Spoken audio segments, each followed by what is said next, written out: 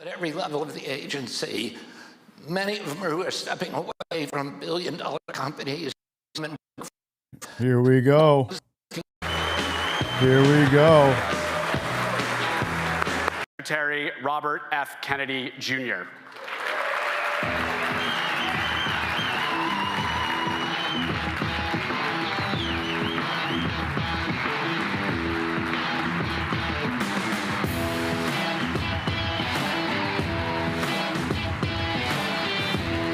Thank you.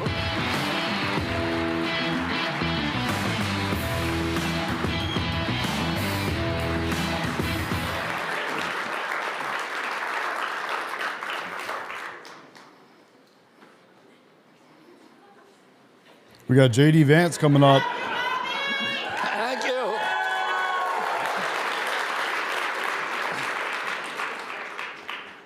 This is live, guys. Please welcome the 50th Vice President of the United States, JD Vance. Let's go. Is that our future president? Can't put the music. Is that our 50th? Is that our next president?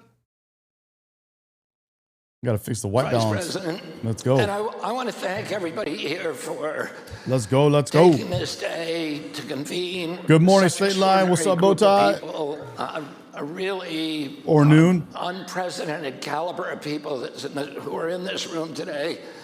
And, you know, one of the great things about working for President Trump is that we've been able to recruit people like Chris Klump and Marty McCary and Jay Bhattacharya and Mehmet Oz and people at every level of the agency, many of them who are stepping away from billion-dollar companies. Their feet is jacked up. Their feet is a little jacked up. Uh-oh. By the way, guys, I have a couple people that might come on as guests today. So I'm just taking a look at my emails and messages. So we'll see how that goes. But we might have special guests coming on today. Getting my new medication since my wife ain't selling. It is jacked up. Yes. Their coverage is not good, guys. I don't know what the deal is with their coverage right now. I'm trying to find a good spot on it here. Washington. So, thank you for having me here for just a little bit. When Bobby invited me to speak, of course, said that I was honored to come and happy to do it, but only if we did an interview as opposed to a speech. Because with a speech, you have to think about what you're going to say, where, an interview, I just have to answer your questions. I don't have to think at all to do an interview. That's great. So one of the, just to answer that question, so obviously if you go back to like the MFN stuff, meaning most favored nation drug pricing, that really has happened because the president and Bobby and a number of members of the team have been actually working. Yeah, State Line's asking if I've seen, he says, did you see the TPUSA video? Dude, it's, I didn't see the one you posted, but I've seen the TPUSA videos and they went nuts at Berkeley, man. Lower cost prescription. Because you think, dude, their feet is jacked up. Unconventional idea, their automatic assumption is no, we're not allowed to talk about that. Oh no, this is live and their audio, their video's jacked up. And I think it's maybe the most important thing of all the specific initiatives who are asking different questions than the ones that were asked 20 years ago. Yeah, I mean, that's one of the... Uh-oh. Thank you. One of the interesting things about working with this president is that, we're coming into these bureaucracies that have constructed these orthodoxies, and it's just a series of very narrow Overton windows. Might have to wall off Orange County, bro, more specifically. Or you get destroyed. Oh my God, here we go. We're working for a president who just takes a bulldozer to Overton windows and does that, shocks us every day, and then we go, okay, well. That's exactly right. Oh. That is a good summary. That's exactly Okay, they're right. back. That is a good summary of Donald J. Trump, is that he takes a bulldozer to Overton windows every single day. But it had to happen. It just had to happen. And if you look at so many of the things that are happening on the public health side, I mean, one of the criticisms that Bobby will always get, and I always think it's such bullshit, excuse my language, I'm not sure if I'm allowed to say that. It's probably covering, I apologize to everybody who's watching live on Fox News. Hopefully they were able to bleep that out. But anyway, is sometimes there's this attack where people say, well, this or that conclusion is not supported by the science, or this or that conclusion is a conspiracy theory. And science, as practiced in its best form, is that if you disagree with it, then you ought to criticize it, and you ought to argue it against it, but you can't shut down the debate. And that really is, if you look at all of the big public health debates that we've had in this country over the last 20 or 30 years, it doesn't bother me that they disagreed with something that I believed or disagreed with something you believed or any of you. It's that they tried to silence the people who were saying things that were outside the Overton window. And as we found out the hard way over the last few years, it was very often the people who were outside the Overton window who were actually right, and all the experts were wrong. Yeah.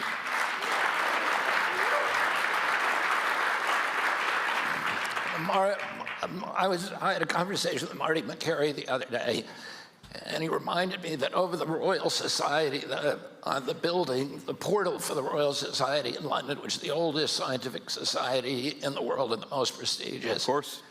It says, question everything. Yes.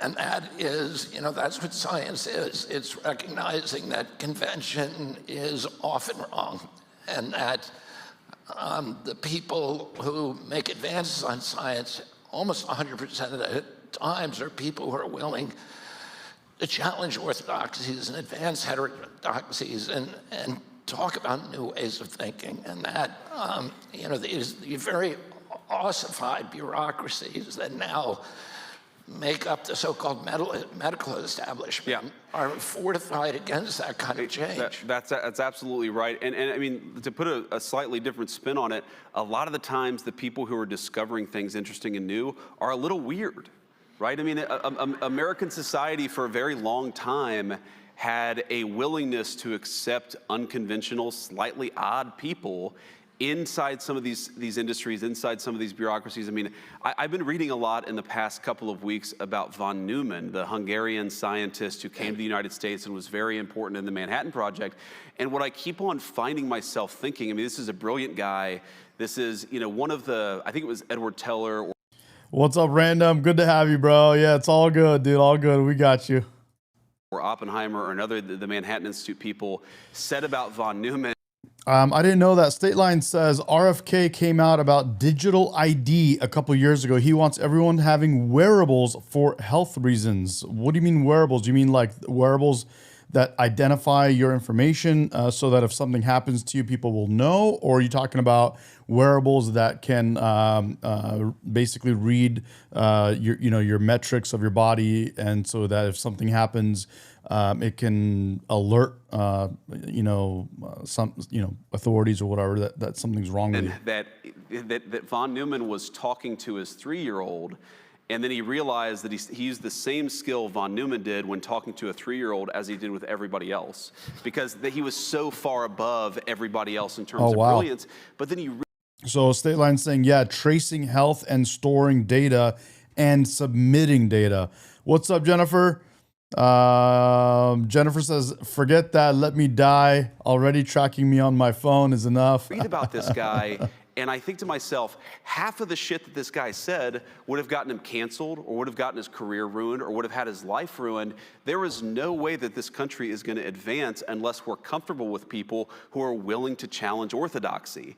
And that's what I think got so broken, not just about the scientific bureaucracy, but probably it was worse in the scientific area than in most other places, is we've got to be comfortable challenging some of these old orthodoxies. And part of that is welcoming people who are a little unusual, because unless you do that, like, you're not going to solve them.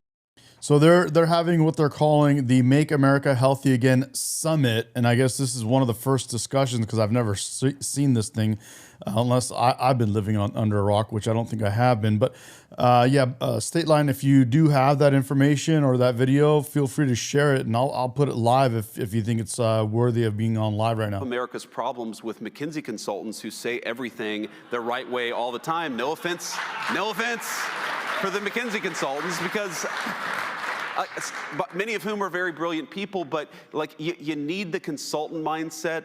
You also need the person who is just thinking about an idea because it's interesting and it's fascinating and it's not being focused on enough in the right way.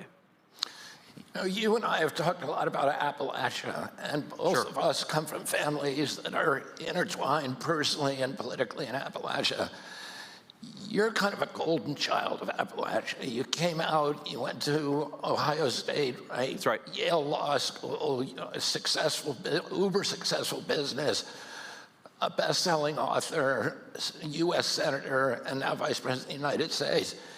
But it's almost a kind of tragic reminder of the lost potential of almost everybody else in Appalachia, not only for poor health, it's got the worst health data of any region in the country, the highest cardiac disease, the highest obesity, the highest diabetes, the highest stroke rates, but also addiction, alcoholism, and suicide. It leads the nation for those things. And so I know it's something that you've spent a lot of time thinking about. How do we, you know, because if we can solve problems in Appalachia, we can solve them for the whole country. Yeah, that's exactly right. And the public health stuff in particular is very bad. And if you look at where life expectancy has gotten the worst in the United States, Appalachia is sort of at the top of the list. And the way that I realized this, actually, so my dad died of cancer a few years ago. And you know, it was one of these sort of super aggressive cancers, came on very unexpectedly, and then all of a sudden he was gone a few months later. But I was talking with my wife, with Usha, about this, and Usha, she was like, have you ever had like a really important male figure in your life survive to the age of 70?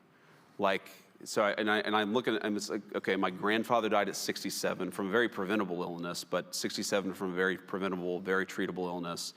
I think all of my aunts or all of my uncles, and not a single one of them that I could think of made it to 69. Maybe one of them made it to 70 or 71. And it kind of hit me that if you grow up in Appalachia, you are used to losing the people that you love very, very early on. And you were to talk about like populism, and you were to talk about people being pissed off. Well, yeah, people are pissed off when they don't have good jobs. And people are pissed off when things disappear and move overseas. And people are pissed off when they feel like, other countries are being prioritized over the United States of America, and all. This is what they're talking about. When they say Appalachia, if you guys are wondering, it's this part of the United States. Let me see if I can make this bigger on your screen. Just wanted to kind of show this. It's that area in the Northeast, kind of that goes down through the mountains right in there. So if you can see, it goes from like Canada down to like Georgia, give or take. And I have another video here that talks about Milton Friedman and what his takes are. That's what I was talking about yesterday. Be interested to hear that as well. All of that is part of the populist resentment of the past 20 or 30 years in American politics. You know what really pisses people off? When they realize that their loved ones are dying much sooner than everybody else. And that is a big part of the story of what's going on in Appalachia, and why I think so many people in Appalachia feel left behind. I mean, my story, obviously, it's been, like you said, I'm like the golden boy. Things have just worked out for me in this really incredible way. I feel so lucky and so grateful for it.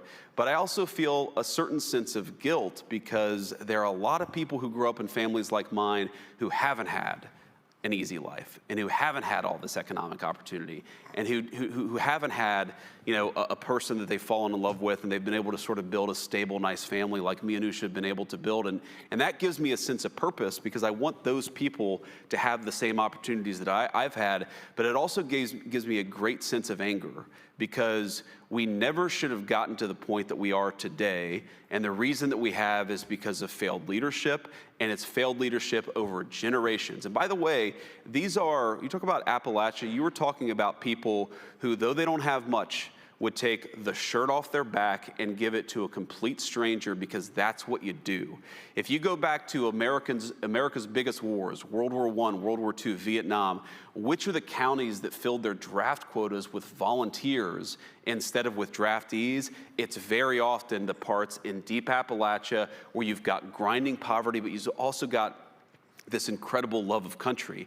So if any place in this country deserves not to be left behind, it's Appalachia. But on the public health stuff in particular, the numbers don't look good. And it's one of the reasons why I'm such a big supporter of what you're doing, because these are people who deserve to live better, healthier lives, but they really have been left behind by this country's leadership. You guys talking about chemtrails in the chat. I'd like to learn more about that. I've heard about it, obviously, but you know, on this channel and myself personally, I haven't, you know, really looked into it that much. I'd love to learn and figure out, you know, is that a real thing or not? I know some of you are saying it's a conspiracy, so not really sure. But this is Milton Friedman, guys. I want to just interject this video because this talks about exactly what RFK and JD Vance are talking about. Check this out.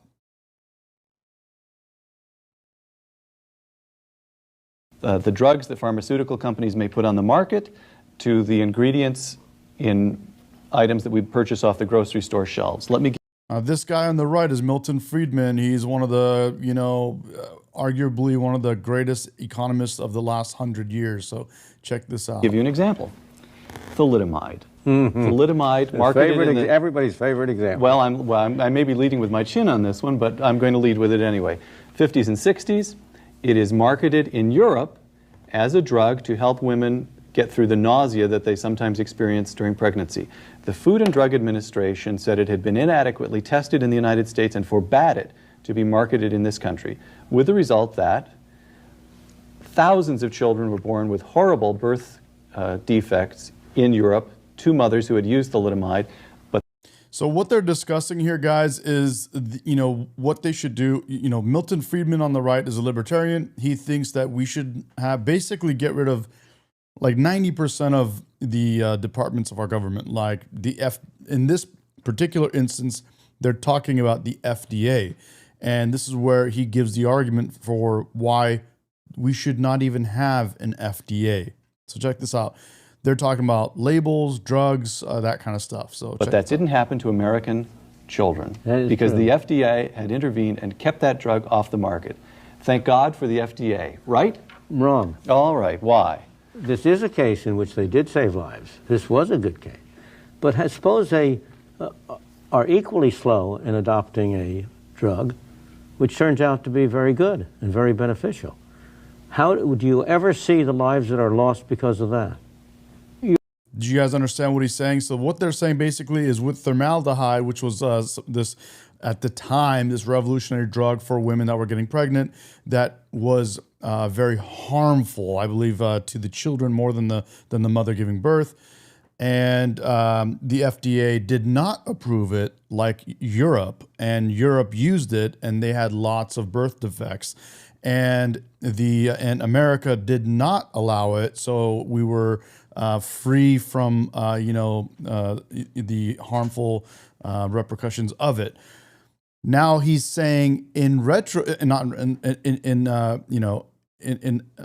opposition to that is basically, what about the drugs that they don't introduce in time? How many lives are we losing as a result of that? We don't know those numbers. So let's listen to this again. You're an FDA official. Right. You have a question of whether to approve or disapprove a new drug. If you approve it, and it turns out to be a bad drug like thalidomide, you're in the soup. Your name's going to be on every front Cost me page. my job. I get hauled up to Right. Congress to testify. Right. On the other hand, if you disapprove it, but it turns out to be good, well, then later on you approve it 4 or 5 years later.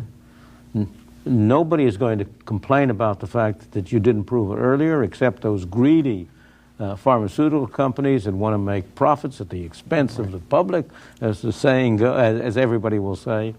And so the result is that the pressure on the FDA is always to be late in approving. And there is enormous evidence that they have caused more deaths by their late approvals than they have saved by their early approvals. So your view is abolish the FDA. Absolutely. And what comes up What in comes its up place? is it's in the self-interest of pharmaceutical companies not to have these bad things. Do you think the manufacturer of thalidomide made a profit out of thalidomide or lost? I see. Okay. And you have to have, people should be responsible for harm that they do. It should have been possible. So tort law takes care of a lot of this. Absolutely. All right. If Lilly or Merck or somebody else comes up with a drug that does me harm, So you understand what he's saying? Completely get rid of the FDA and let the companies be accountable for what they're doing, and they will be more likely to hold themselves accountable than having some other entity controlling what they're doing.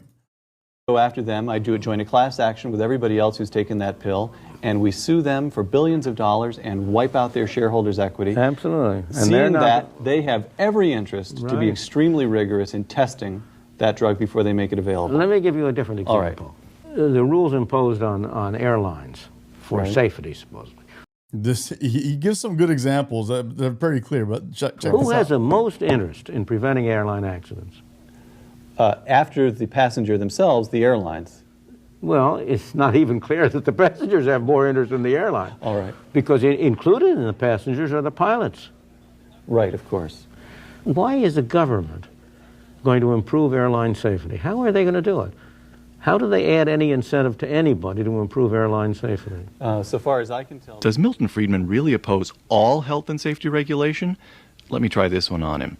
Doesn't the public have the right to know about the nutritional content of the food it buys? Obesity is a big problem in this country. Yes, indeed. But up until recent years, it was very tough for a dieter to pick up a package in the grocery store and figure out what the ingredients This is also really interesting. were, what the carbohydrate content is, the fat calories, and so on and so forth.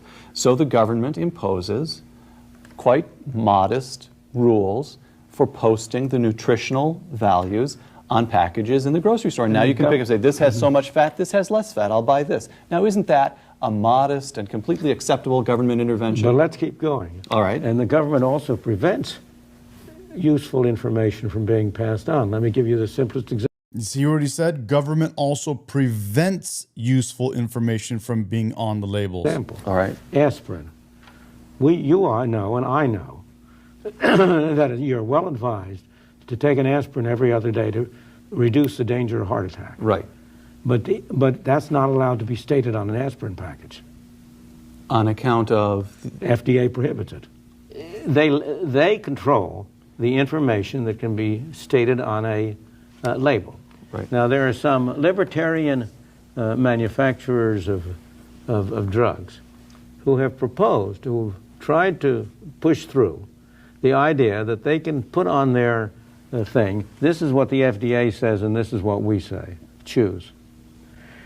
And they are not being allowed to do it. They're not even being allowed to. You guys hear that? So there's information that's not being allowed to go on these labels because the FDA doesn't approve that.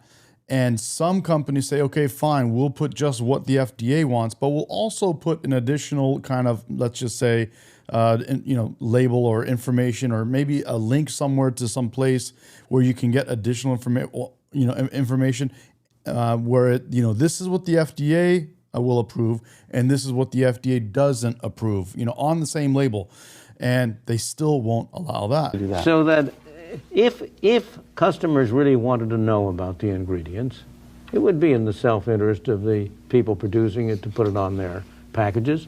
Those packages that had the ingredients on it would be more attractive to consumers than those that did.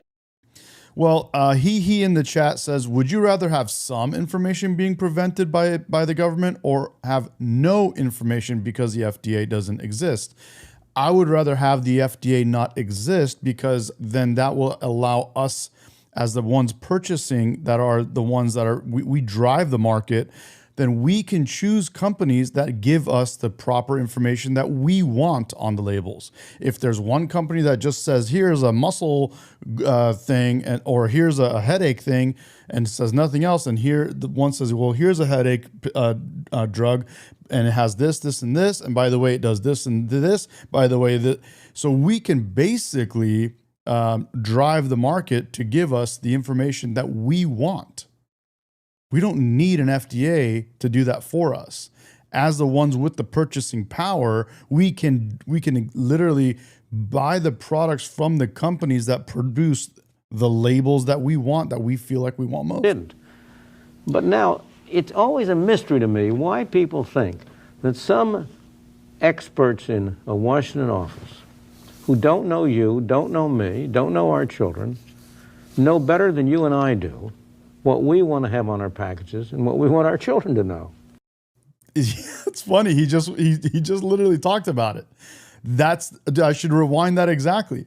It's crazy to all of us that some people in some office in Washington know better for you and I what we would rather have on our labels. Let us choose. Let us buy from the companies that make the labels that we want. You know, if a company chooses not to put the information, then we simply don't have to buy that product, right? Let's hear this again. Know about the ingredients. It would be more attractive to consumers. But now, it's always a mystery to me why people think that some experts in a Washington office who don't know you, don't know me, don't know our children, know better than you and I do what we want to have on our packages and what we want our children to know. Once again, on balance, get rid of the FDA. Absolutely. Get rid of these government regulations. Absolutely. The FDA initially had the requirement to assure the safety, but not the efficacy, of the drugs that they approved. With the so-called Kefauver amendments that came in as a result of thalidomide, which you brought up, the FDA expanded its... Yeah, you're welcome to call in. You could join Discord and call in via Discord, or you can call in a phone number. Mandate that it is required to assure both the safety and the efficacy of the drugs. And that has enormously raised the cost of getting drugs approved. I see. And if you wanted to have a halfway house, you could go back to the earlier standard where the FDA had to certify the safety, but did not have to express a judgment on the efficacy. The FDA simply ensures that pharmaceutical companies live up to the old dictum, first do no harm. Right. This pill may not change your life, but it won't hurt you. Right. Therefore, it may be marketed. Yeah. Okay. Now let me move to another case, and this one I think is pretty tough. No. So that's a very interesting take on that, and I think I agree with that. I think that capitalism allows for us to do that a lot better than a couple people sitting in an office in Washington, D.C. Talk a little bit about how MAHA has affected you personally. By the way, this is live, and by the way, we also have Press Secretary Carolyn Leavitt about to go live. And I'm watching that. So as soon as she goes live and takes questions and does the press kind of briefing, my grandchildren go to we'll go back to with that. your children, and the MAHA, I think, has gotten a lot of people thinking about how they raise their kids, what they feed them, et cetera, how they go shopping, and then maybe to talk a little bit about the political impact. You don't need Wi-Fi, bro. It's a phone. It's a telephone. It's a phone. It's an actual phone line. You can call in. Of MAHA. Yeah, so there are so many different ways I could talk about this. I mean, one, I just met Bobby's family backstage, or at least some of them, and I kept on shaking hands with various people, and I'm like, well, you're an Irish Catholic, so it makes sense that you've got a dozen or so people backstage. But I love that. I love big families. But so one, my wife. She's probably one of the original MAHA people, though I don't think that she would have ever used that phrase, because I remember our oldest son is 8 years old. Oh, we got a caller. Hang on one sec. Call from Eli Zeitlin. To accept, press 1. To send a voicemail, press 2. Let's go. Hello. You are live. Hello. Are you there? Hi. Oh, wait, sorry, I'm not linked up with your live stream. That's so confused. Okay. Yeah. Hey, this is He in the chat, right? Yeah. What's happening? How's it going? So what did you want to discuss? I know we were talking about the FDA, and you were saying that you think the something about the labels. What was your point on that?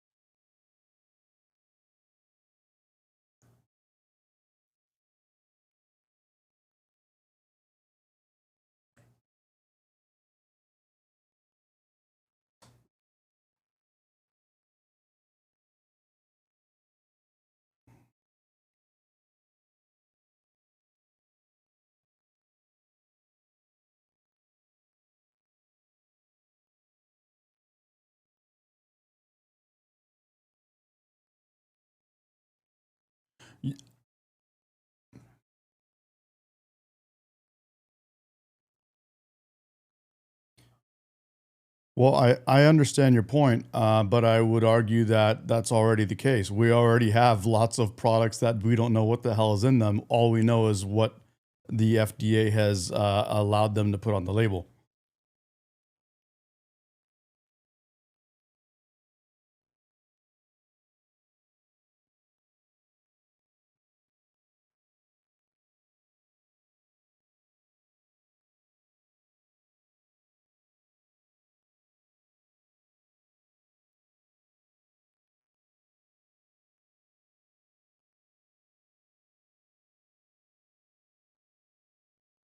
Oh, sorry. Hang on 1 second. 1 second, buddy. One second. You know what?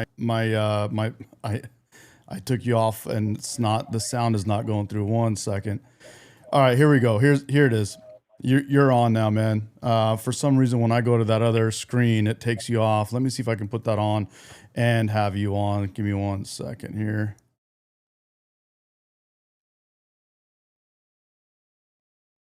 One second, buddy.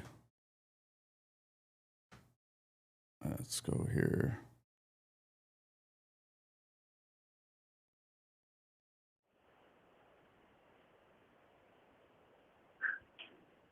All right, give me 1 sec. Almost there.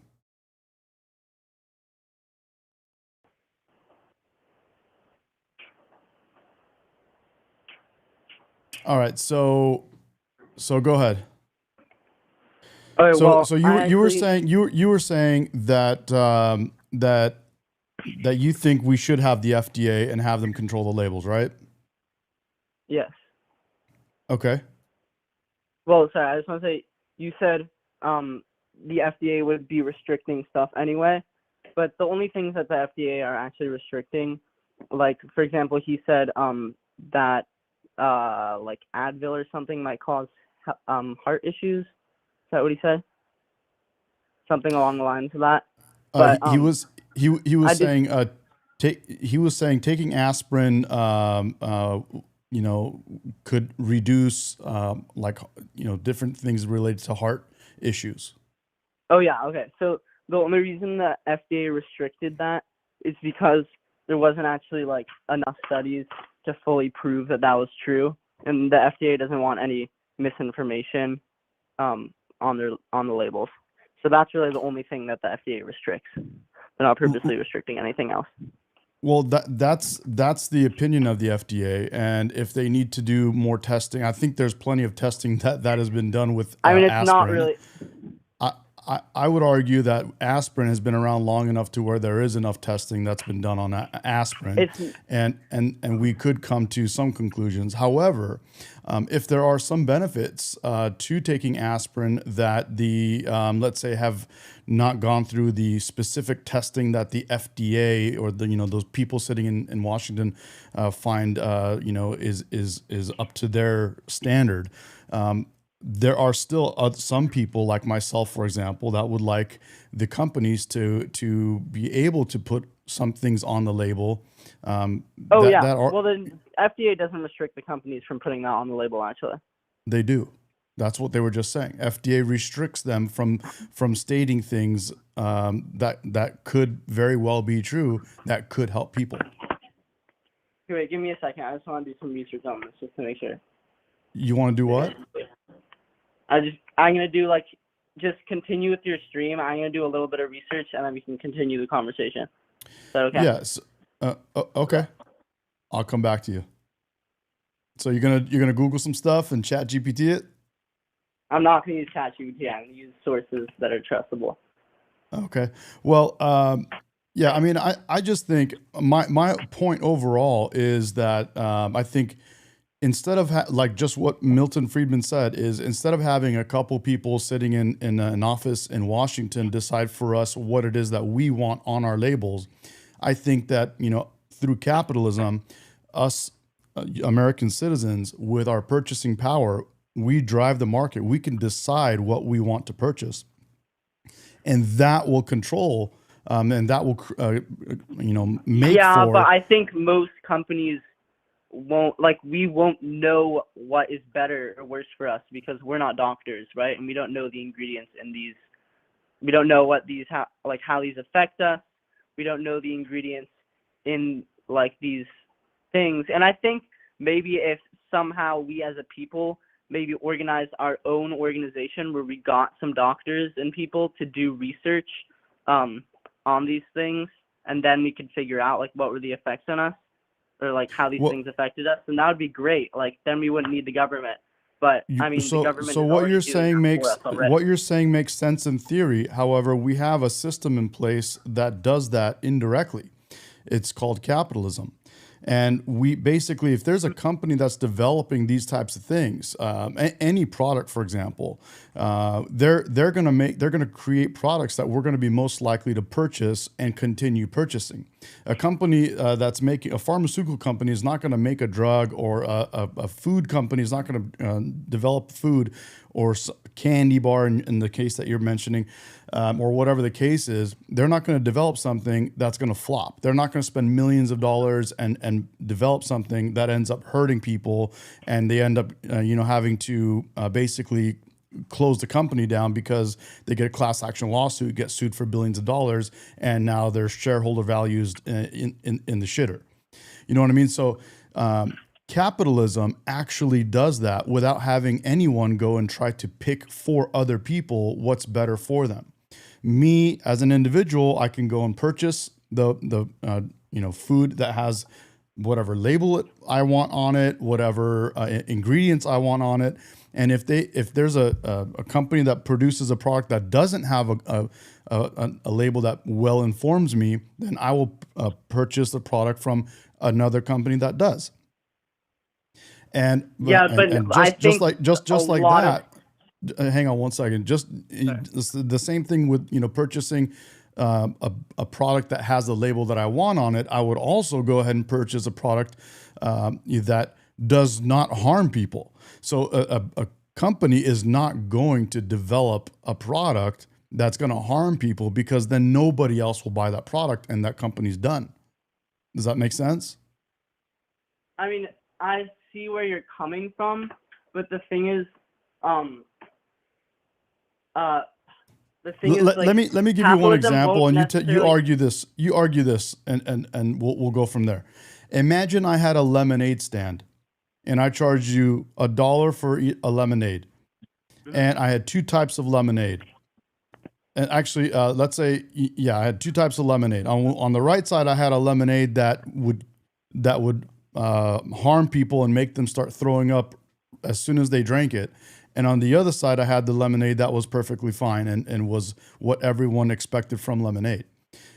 And there was two lines, and people line up and start purchasing lemonades from either side, and they start drinking it. The people that drink the one that makes you throw up right away, everyone looks at it and goes, "Wow, that one makes people throw up." Do you think people are going to continue purchasing that one?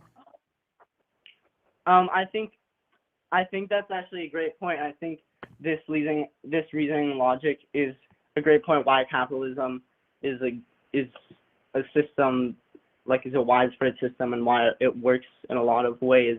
But the thing is, a lot of the things that will cause us unhealthiness and sickness are not something that we can tell immediately, and it's something that is slow or over time. Like, of course, if I see everyone drinks lemonade and immediately throwing up, I'm not going to buy it. But if I see people buying, like, I'm not going to immediately notice that all the people who buy this Snickers bar over that Snickers bar, or this chocolate bar over that chocolate bar, are slowly, like, developing diabetes more. The only way that I can tell that is by looking at, like, data that's been tracked, maybe by doctors or something. I understand your point. However, if we think that through a little further, it's obvious to all of us that with all the money that we've thrown at the FDA, we have that problem you just mentioned right now as we speak. We have been consuming products that have been harming us slowly over time that we had no idea were harming us until way later. Well, actually, are you saying because the ways that they harm us, the FDA restricts on putting on labels? No, I'm saying we've had this FDA in place, and they've been regulating food and drugs, and not only regulating the products themselves, but the labels that are on the products. Yet we still have been, over these last call it 5,200 years, let's just say, we've been consuming products that have been harmful to us without us knowing, and we just thought they were good because we have this FDA in place. Come to find out, there's tons of products that we've been consuming all these years that give you cancer, that cause this and that, and all kinds of things. I mean, it was. I think the FDA is making that better and not worse. I think it's making it worse because it's slowing down the opportunity for us individuals to make our own choices and drive the market ourselves. That's my take on it. Well, but we don't have the knowledge or the power to know what products are better than, unless we all do study and do research. But I don't think that's going to happen. You know, the average person isn't going to want to do all of that research themselves. And then also, well, I don't know about you, but me personally, if I'm buying products right now in this day and age, 2025, I would rather buy products from a company that gets things rigorously tested. And if there's two products on the shelf, I will go and purchase the product that is being more rigorously tested than the other, and I will drive. Because if a company is selling, let's say, a Snickers A and a Snickers B, and I'm using Snickers because you chose to speak about candy bars. Let's say there's a Snickers A and there's a Snickers B. I will be more likely to choose the Snickers that has been more rigorously tested by some other outside entity. So, for example, if I'm the one manufacturing Snickers, and you're manufacturing, I'm manufacturing Snickers A, and you're manufacturing Snickers B, and I choose to go and get an outside company to rigorously test my Snickers and put the results on my label, well, guess who's going to sell more Snickers? Well, the thing is, there's two things wrong with this, actually. The first main thing is that first of all, you don't know how much they're testing it, right? Because it's not something that's because we will know because they'll put that information on the label, and the company that's testing it will be showcased, and you could research that company, you could look at their labs, you could look at how they're testing the food, you could see what parts of it they're testing, you could see all of that stuff. So, I know, but all of those things are still available but from the FDA, and you can still make those choices yourself, right? Yes, but the FDA is controlling it, not me. What you're saying of capitalism deciding what is better and what is worse is already happening. The things that are, but capitalism has decided that we prefer the things that are more unhealthy for us, right? Because those are not for everything, of course. Like in some economies, the things that are healthier are selling better. In some economies, the things that might be tastier and less healthy are selling better. But we already have that information available to us from the FDA. And capitalism is doing its thing. Capitalism is we are working in the products that we prefer more are selling better. You know, that we prefer buying more are selling better. Well, yeah, that's not exactly how it's working. With capitalism, we would have it would be open season. We could have anything we want and not be controlled by an FDA like a separate entity. That's the difference. But the FDA doesn't control and some of the guys in the chat are talking about that you're young, and yes, he may be young, guys, but I'm happy to speak to younger people and discuss these things so that everyone gets can be heard and can learn something. So I'm totally good with that. But go ahead, keep going. The thing is, I'm glad you called, and I'm okay with you being younger and like Charlie Kirk said, we're speaking he was saying we're speaking to the voters. What I don't know if you're a voter or not. Or I don't think you're of age to be a voter. I'm not really sure, to be honest, but I'm okay with speaking to younger people so that we can, talk to everybody, not just. I appreciate that. Yeah. Go ahead. So, what was your last point? You said. Anyway, I'm going to get back to the video. But I'm glad you called in, and I would just my last thing to say here is that I think with capitalism, the sky is the limit as to what we can have on the label. The sky is the limit to what kind of testing we can ask for from a company. And when I say ask for, I don't mean we just go and make them do it and by force. I mean, we purchase the product that gives us what we want. It gives us the information on the label we want. It gives us the health that we want, or unhealth, I say unhealth, but I don't even know if that's the word. But it's people are going to purchase things that have sugar, even if it's unhealthy for them. We're humans. We're allowed to have that kind of autonomy to go and purchase whatever it is that we want. But if we want to purchase something healthy, we have that choice as well. That's my point. And we can purchase products from a company that goes and does rigorous testing. Or not, it's totally up to us. So yeah, appreciate you calling, man. Thank you for that. Awesome. I hope we can continue this conversation another time.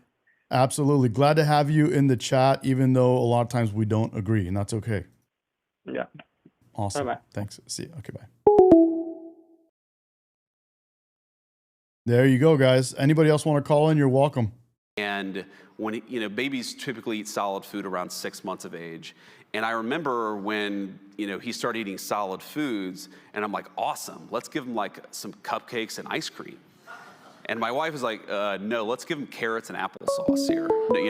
So she was already thinking about health and nutrition. Another call coming in, guys. One sec. Call from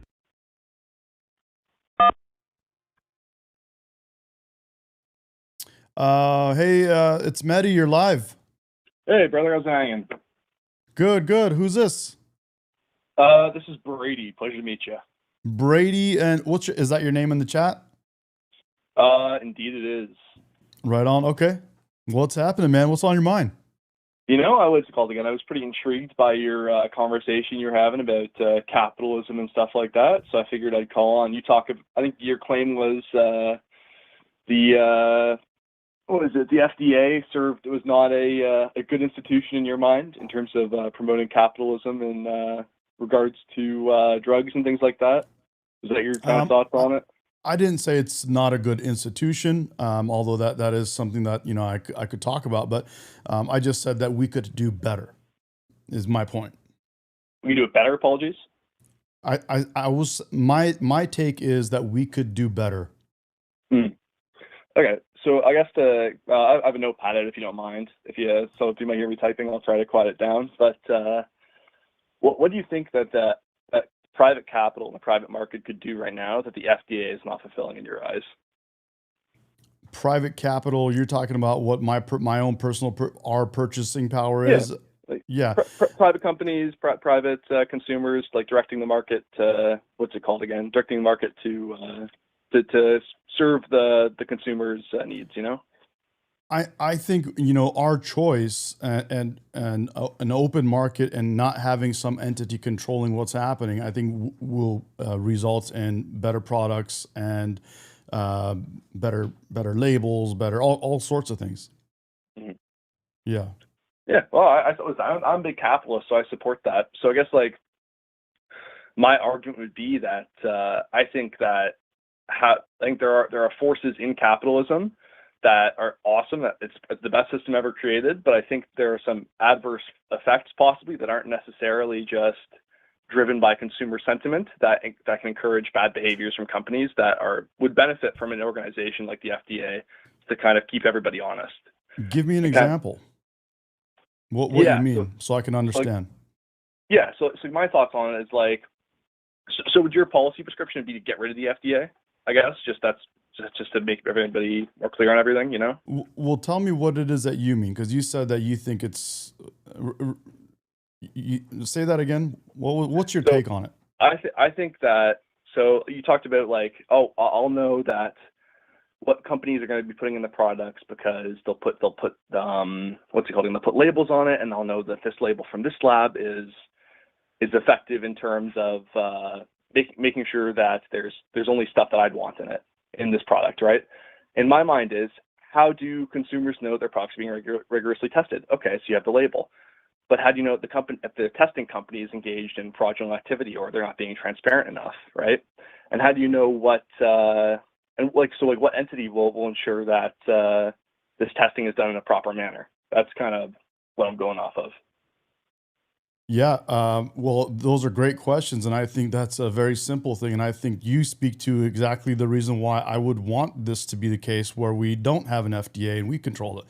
I think there could be definitely not. There could be. There currently are entities that test products, obviously, but I think these companies could produce products that are rigorously tested, and there are these companies that do the testing, and in a capitalist society, we could choose which ones we like the best.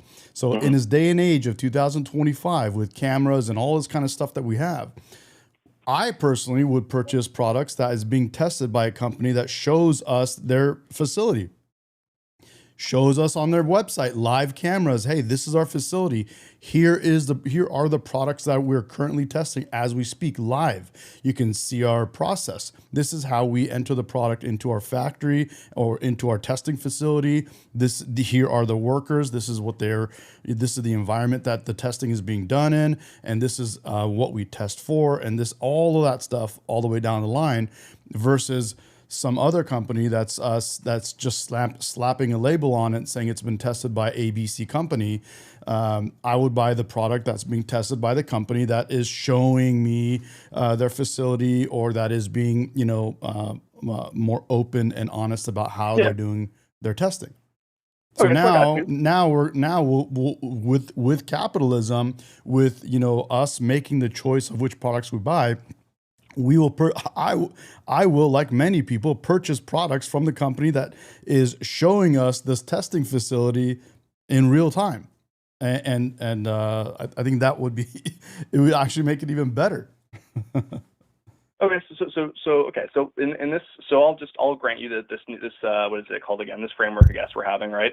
Where it's like, okay, so we have the new world where we don't have the FDA anymore, or the FDA is in a much reduced role, and because the policy prescriptions have been implemented, right? And we have all this new class of companies that exist that base their market value on their transparency. So these companies, these private pharmaceutical companies go to these companies that are testing things, and they have live cameras, and they're very transparent to the audience and stuff like that. And anybody can go on and see how the testing is going on, right? Correct. So in my mind, where does the average consumer get the education required, even if all these live cameras and stuff like that, to be able to parse through? Is this like, are they just pulling the wool over our eyes? Sure. So I see all these advanced instruments and stuff like that. They're doing all this testing, and we see these doctors or these research professionals and stuff like that. How do we prevent some of these larger companies who are based their market value on transparency from just cutting corners like other companies do nowadays, right? So from being like, oh, okay, sure, all these drugs get tested and stuff like that, but some drugs aren't tested. So how do you have the watchdog organizations that make sure that these are held accountable?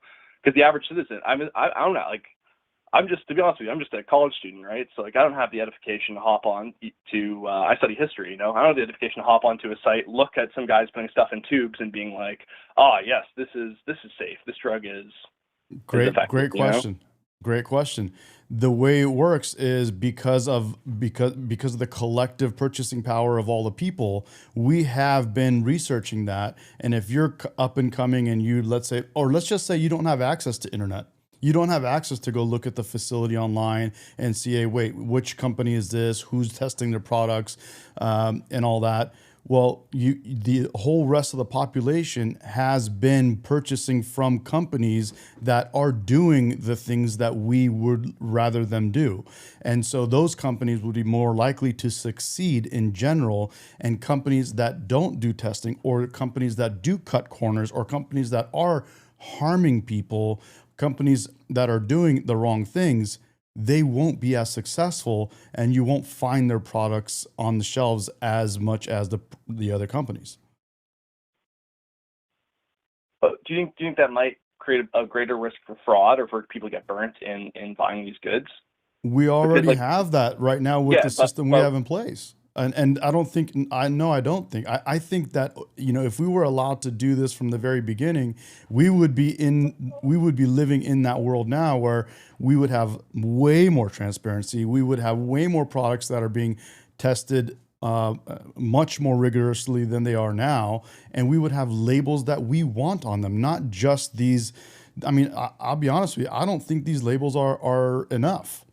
I think we as a people could with our purchasing power, buy from companies that create way better labels. And so, and maybe there's an argument to be said that, hey, we could be buying from companies that produce labels that are easier to understand for everyone, not just people that are older, or, but younger as well, kids and all that kind of stuff. Kids look at a Snickers bar, and a lot of them don't know exactly, what they're looking for on a label. Maybe as in a capitalist society, we will be, buying from companies that put better labels for our children. You know what I mean? So, I think it makes for a better system overall. It makes for a better product overall, and it holds companies more accountable. But so in your system, you don't think that there is a profit interest that people could be having in creating fraudulent testings or fraudulent drugs or anything like that, without having an oversight body that is devoid of I like capitalism. That's why I'm saying profit motive, is because it is such a pervasive, powerful motivation. So, and there's plenty of things, even with there is seemingly pretty strict oversight on some of these drug companies and some of these things. It seems like the checks and balances on financial industries and drug companies are pretty pervasive. What in my eyes is, it's just like, what additional labels do you want to see from these private companies, and how do you address the notion that, yeah, sure, consumer sentiment exists, but there's multiple instances of consumer sentiment being manipulated and going against their market interests.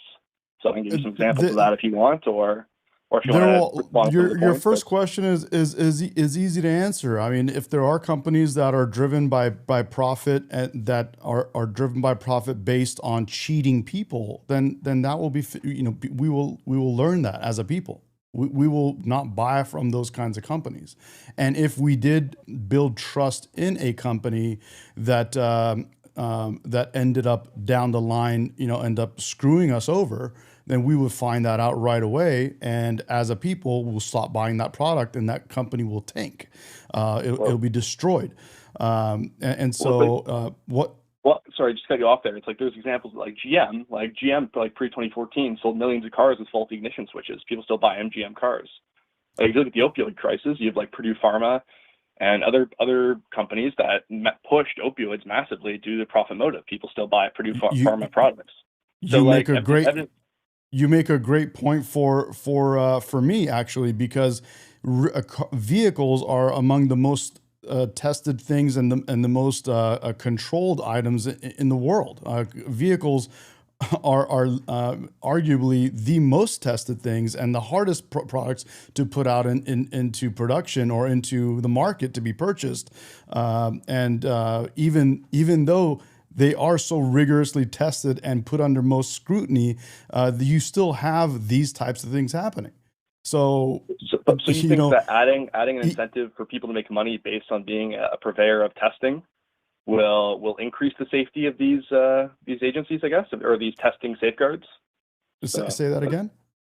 So you'd say that adding a profit motivation to these companies that are continually doing testing in your new system, or not your new system, but your reformed incentive structure for companies? You think that the fact that you're attaching a profit value in safety and testing and stuff would be safer than, say, having a government body to oversee these things, or having legislatures oversee these things? I don't know if I can understood rephrase what if you'd like. Yeah, if you can, Sure. yeah. It's like so. As a testing company, that's going to be trying to. So your claim to in response to me saying, sorry, I'm getting lost here, but what's it called again? I said that it's already happened before. You said that companies who we are defrauding the American public or acting kind of fraudulent ways are going to be people smarten up and stop buying from them, or there won't be profitable companies because they realize that having businesses on a fraudulent basis is a bad business sense, right? Correct. Well, it seems that a lot of companies have acted in kind of fraudulent behavior, and Americans still buy from them. We're still acting in the way, and it just feels like it burns a certain sector of the population, and nothing happens, right? Absolutely. So, or nothing People are happens not to the company in terms of businesses. That's not necessarily like a failing on the government's part. It's just companies are always going to engage in behavior that's not necessarily business sense, but more profit motivated. So it's you're human absolutely nature, you know? You're absolutely right, but you just said it in the very end of your statement. It's human nature. We are limited to, currently we are always limited to how many products are out there. Now there's GM, there's Mercedes-Benz, there's BMW, there's Toyota. There's a lot of products out there. Is there gonna be a perfect product out there? No. But do I need to buy this truck from GM to do the bit do whatever it is that my business needs to do, even though it might end up having some faults down the line? Yes, I need this tow truck, for example, for my tow truck company. And you just you can't expect an absolute perfect product, but you can do your best. And so there's companies that are producing products. If you can produce a better product than GM that never has a fault, amazing, we'll buy from you. But for now, we need to buy the products that get the job done, and that's what we're doing. And another piece of this is, remember what I said earlier, people are not going to do always the best thing that's in their own best interest. Even if knowing sugar is not good for you, for example, people are still going to go and buy and eat sugary foods because they enjoy it, even if it harms them. I'm just making an example. I agree with you. Yep. Right? Yeah, but in my mind, is like, just because it's human nature or it's natural in the capitalistic system that people aren't necessarily going to do the best things for them, or they're necessarily going to engage in the maximum of their self-interest due to shortfalls in human perception or what have you, right? Correct. Like there are things that the government does that are contrary to capitalism. Even though I believe capitalism is the best system, is because it's most in line with human nature. Like, we have public monopolies for utilities and stuff like that. We don't just allow random utility companies to build different places, even though they be a profit incentive for businesses to create new companies and try to provide cheaper utilities. We realize that people building power lines everywhere and trying to do hydro everywhere would probably not be best for the average citizenry. So there's things that we do to not curtail capitalism, but to keep it within the bounds of our society to make it operate the best for the average person. So I think that it's just best if we could have an organization that's not necessarily, its interest is profit, to keep everyone honest, and that's basically the kind of crux of the argument that I'm having. I think that the sole core of our disagreement is what's better in doing that. You think that private corporations and consumer sentiment is better at driving safety for populations, yes, keeping consumers honest, and I just think the government's better at doing it. I think the regulatory structure for FDA for drugs and stuff, I think is really effective. Like, my brother works in medicine, right, and I think that from what he's told me, it seems that it's just done by normal everyday people. Surely there's interests, but you can't deny there's that there's a lot of corruption in private companies as well, right? You can't deny but you can't deny there's corruption in private companies and people who are out to get their own. There is, and I think that we can do a better job of mitigating that. Yeah. So what's the meaningful difference between the system of the FDA that's been in place for a long time and establishing this new system with private companies in your eyes? Because it's not a system. You admitted that both have corruption and It's capitalism. It's literally us as consumers, we have the power to purchase whatever product that we want, and we'll make a better decision for ourselves. And us making better decisions for ourselves, it changes, basically what the companies are producing. And companies won't survive if they're going to produce products that we don't want to buy. But we talked about how there are companies that survive and do fine, and even have done exceptionally well, even in the aftermath of scandals where they have defrauded the American public or engaged in anti-consumerist behavior. A lot of them did that getting bailed out by the government.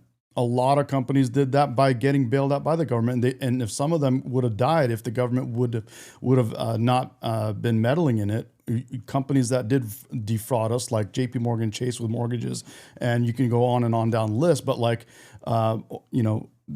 one could argue car manufacturers, but we basically bail out companies that do fraud on the American people, that commit fraud on American people. And so some of them could have died, and it could have been, it could have created space for other ones to come in to do the right thing.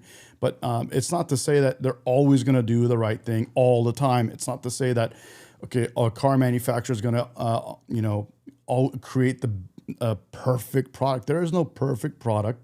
And there is no company that's going to do the absolute best thing every single moment of every single day. And so, given that there are going to be mistakes, there will be bad actors out there. I think that we can make better decisions with our purchasing power than some other random group of people sitting in Washington making decisions for us at the so-called FDA. Who do you think the random people are, in my eyes? Like, who do you think these people are? They're not me. They're not me. I don't care who they are because they're not me. I would rather choose for myself what type of labels I want, what type of information I want, what type of testing I want, what type of everything that I want. I don't care who they are. They're not me. They're not you. You purchase what you want. I'll purchase what I want, and let the companies that make the best product win. So if you elect to buy, like, let's say if you and the rest of the Americans, let's say millions of Americans, let's say hypothetically, say like 40% of Americans. Hang on one second, because I have people call all the time, and I want to try to do something a little bit different. This is something I thought of the other day. Let me just give it, guys in the chat, if you're listening, listen. So. Or in the stream, if there's anyone that wants to come on and call in and argue either one of these sides, you're welcome. I'm glad to have multiple people on. You can argue for capitalism or against capitalism, or for the FDA against FDA. I'm happy to kind of referee a discussion, so to speak, or whatever, host a discussion if somebody else wants to call in. Just throwing that out there. But go ahead, continue. Yeah, no, you're Sean. What's it called again? And anytime you want me to get off, you're good. Just say so, and I'll pop off. But okay. Yeah, what was it called again? In my mind, it's like you've stuff like the housing market failure and stuff like that. Like it wasn't companies that it was companies that were purely engaging in that crisis and that caused such financial ruin for Americans. It wasn't necessarily government, right? The crisis was actually like alleviated for a lot of Americans. A lot of Americans would have lost their homes and lost their shirts had not governments come in and bailed out the banks and risky lending practices. No, the people already gave up their homes. No, not true. The people already gave up their homes and foreclosed. I got another caller, and hang on one second here. Are you still there? Yes, I'm still here. Okay, 1 second. Let me place you on hold. Yeah. Call from Truth. What up, Truth? You're live. Hey, what's up? What's up, man? How's it going? Oh, I was listening to you guys talk, and I think there's a hybridized system that you both could agree with to a degree. Okay. Do you wanna hit me up on Discord, and I'll try to put you guys on both at the same time? Yep. Yeah, let's do that. Are you there? Yep, I'm back. Okay, so I'm going to put Truth on. All right. And and give me 1 second. One last point, then I'll pop out if you need. Well, I'm going to put them on, and we could all talk together. Is what I was going to do. All right, cool. Yep. Yeah. So, because I want to, allow more people to discuss things if they want to. So, just one moment here. That's cool. That works for me.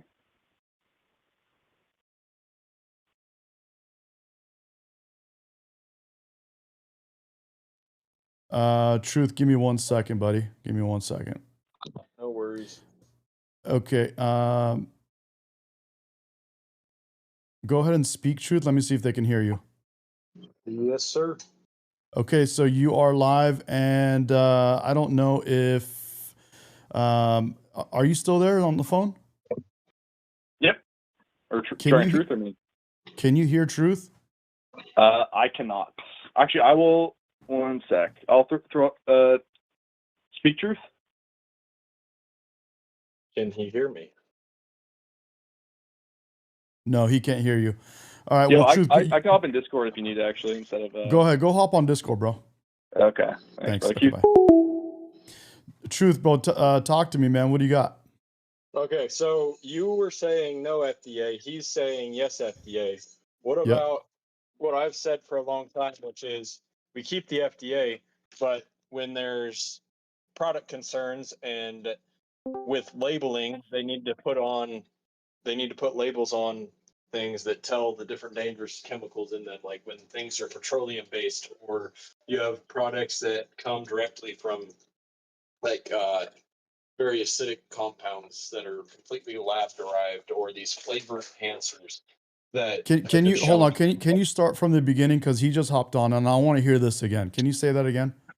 Okay, so you were saying no FDA. He was saying yes FDA, but he was also agreeing with you that some degree of civilian side of it is good. And I think FDA good, but they need to put any dangerous compounds, petroleum-based compounds, acid-derived compounds, the flavor enhancers, they need to list that those are in there, and potential side effects, kind of like the same thing you got on a can of Copenhagen or a pack of cigarettes, the potential dangers of the ingredients. And so I hear what you're saying, but if we live in my thing is, wouldn't that be on that label already if I'm purchasing from companies that if I'm purchasing products that have the most thorough label, wouldn't that already be on the label? No, because consumerism in the modern age is run by a bunch of stupid people that believe everything they see on TikTok. So it doesn't matter what the label says. Most people aren't going to read it. Most people are going to believe what TikTok tells them. So in today's day and age, anything that becomes a trend or otherwise, regardless of the danger, people are still going to consume it. So, they're one of the crowd, they fit in. So if we have government, but you're assuming we have a government agency, and then we have civilian counterparts, and you have the civilian companies that they get paid a per defect found rate. So they find a problem, or they find something unlisted, or they find an inconsistency, and then they get paid based off that. That way we have the counterbalance. You're incentivizing them to find inconsistencies and to help us as a people, and that makes sense. But you're assuming in that logic that there's going to be companies out there selling on TikTok that are going to be successful, and by not giving us the information that we want on our labels. What I'm saying is, say that again. There already are. One of my favorite candy companies is literally a company started by a YouTuber. He does all of his advertising on YouTube and Snapchat. Which is my point exactly. They're already, even in this age that you guys are talking about with heavy FDA regulations, we already have this happening.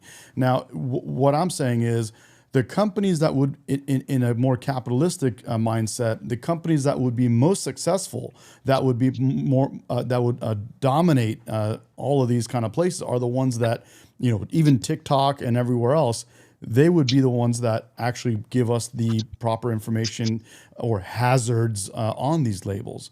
And if somebody wants to go and create some kind of a random product, first of all, they're already able to do that.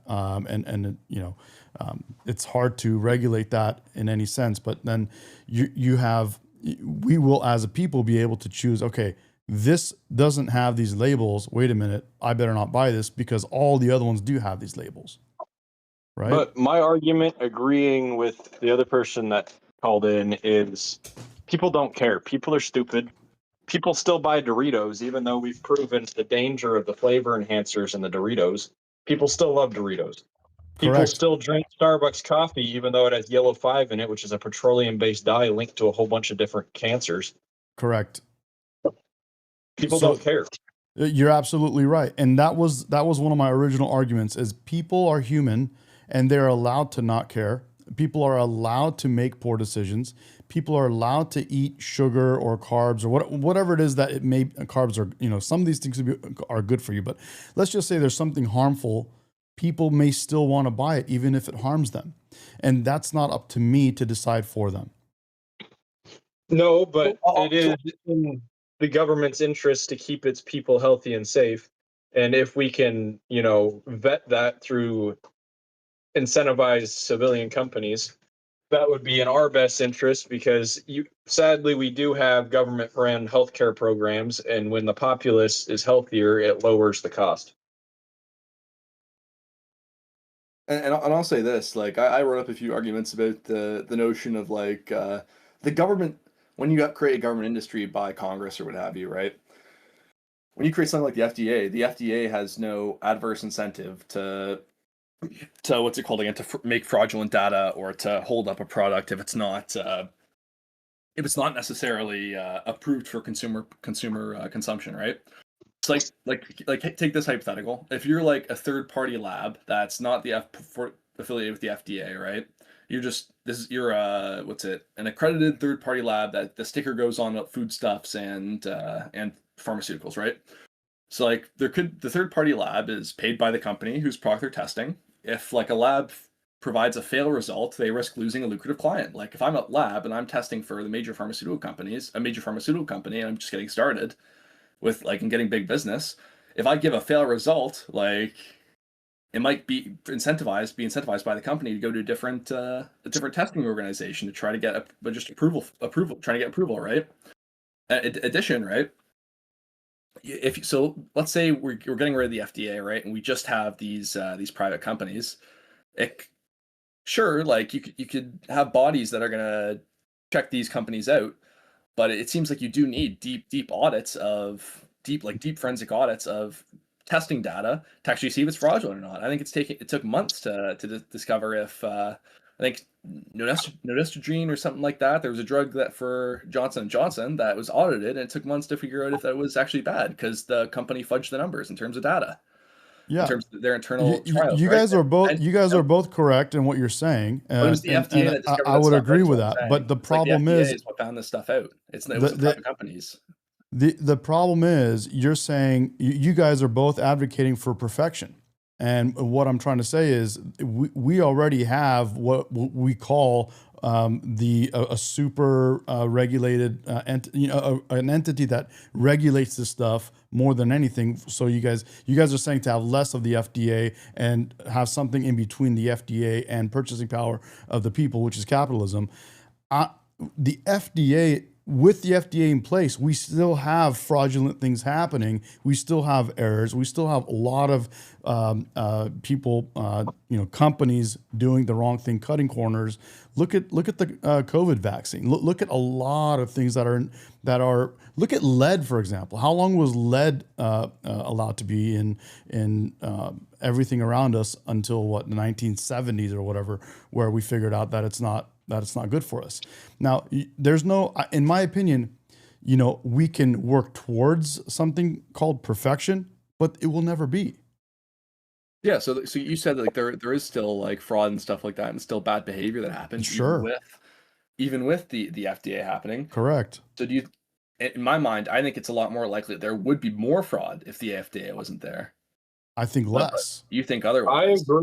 I agree with him. There would be more fraud. That's why I think, because there's still fraud with the FDA, that if we have a civilian set of checks and balances of these third-party testing companies, instead of testing directly for these companies, the third-party testing companies actually get paid by, I don't know, some oversight committee to present findings where they find this fraudulent behavior. It's checks and balances. It feels like The FDA has no check and balance. Sorry to cut you off, but it feels like we're reinventing the FDA at that point. Like, who do you think the FDA is made out of? It's made up of civilian employees, right? It's made up of just like doctors or something that finish their career and then elect to find work in government or yeah, it's made up of people that got paid to tell you that cereal was the best breakfast for you. Okay, that wasn't paid by the FDA. That was was the Department of Agriculture and stuff like that, and congressional committees saying that this is America's food guide, which was influenced by lobbyists. Yeah, that exists. But do you think companies are not going to lie to sell a product they're directly making money on versus getting paid adjacently for campaigns and stuff like that? Do you think that there's any more, if not the same, more of an incentive? It feels like that's more for like my point, you know? I 100% agree with you. I just think that some checks and balances would be good, and adding, like I was saying, if we add, hey, this product contains petroleum, this product contains these flavor enhancers, this product contains these acids, and these are the side effects of them.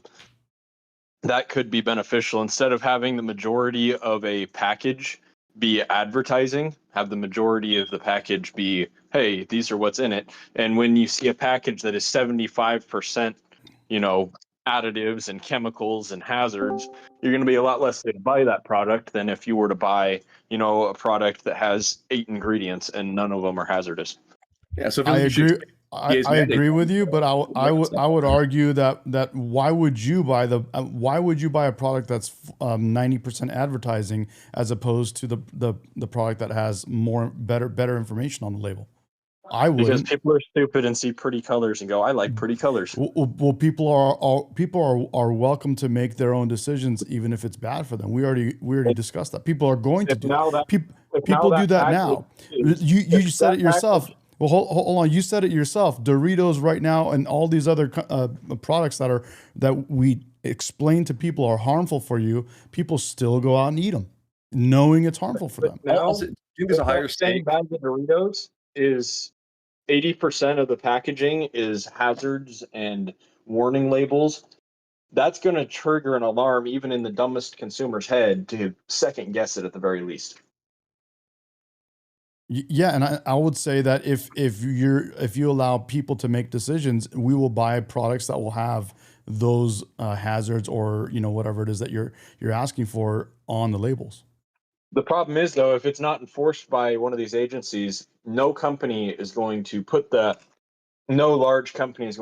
information on their labels and out themselves. Well, they will if that's the product that we buy. But doesn't that represent isn't a bad for society then? Like, so companies can just like message effectively enough and have a sophisticated enough an advertising regime and stuff like that, and people will buy fundamentally worse products or products that are like there's things that are bad. There's things that are bad for you to a certain level.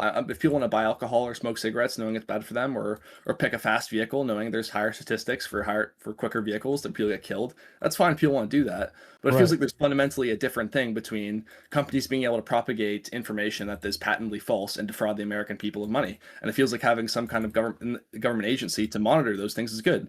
It feels like medicine and like financial products and stuff like that. Like, but you're assuming those companies. First of all, to produce to be a pharmaceutical, it takes a lot. You can't just wake up tomorrow and put out a new pharmaceutical product. It takes a lot of money to do that, and you're assuming that we're going to purchase products from companies that are defrauding us. It's because we still do. Like I said before, I gave you multiple examples of companies that engaged in fraudulent behavior or consumer behavior that was negative, ultimately just negative for the consumer and to the profit of the company, and we still buy their products anyway. So the only thing Can I say something? Yeah, sure. Go ahead. I wanted to say something specifically to when you guys are talking about Doritos, right? As an example, and it's a pretty good example of a like quote unquote food product that is harmful when you're eating it, right? Like the ingredients that are used in the United States for certain food products that are manufactured, especially stuff that you know, a lot of people eating, like let's just call it junk food, right? There's a lot of harmful products, or the processing is harmful. And let's talk about specifically like canola oil or seed oils, right? In the processing, also the food coloring as well, right? Like we know through medical studies, through actual gold standard studies, that these food colorings actually are endocrine disruptors, which are hormone disruptors.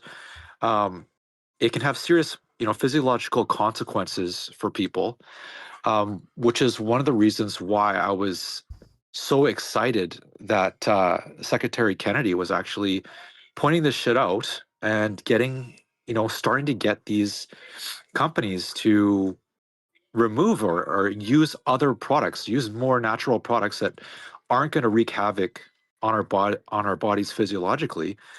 And there's a way to do this, right? Like here's what you're talking about. Let's get a organization to regulate this stuff, right? You know, Food and Drug Administration, right?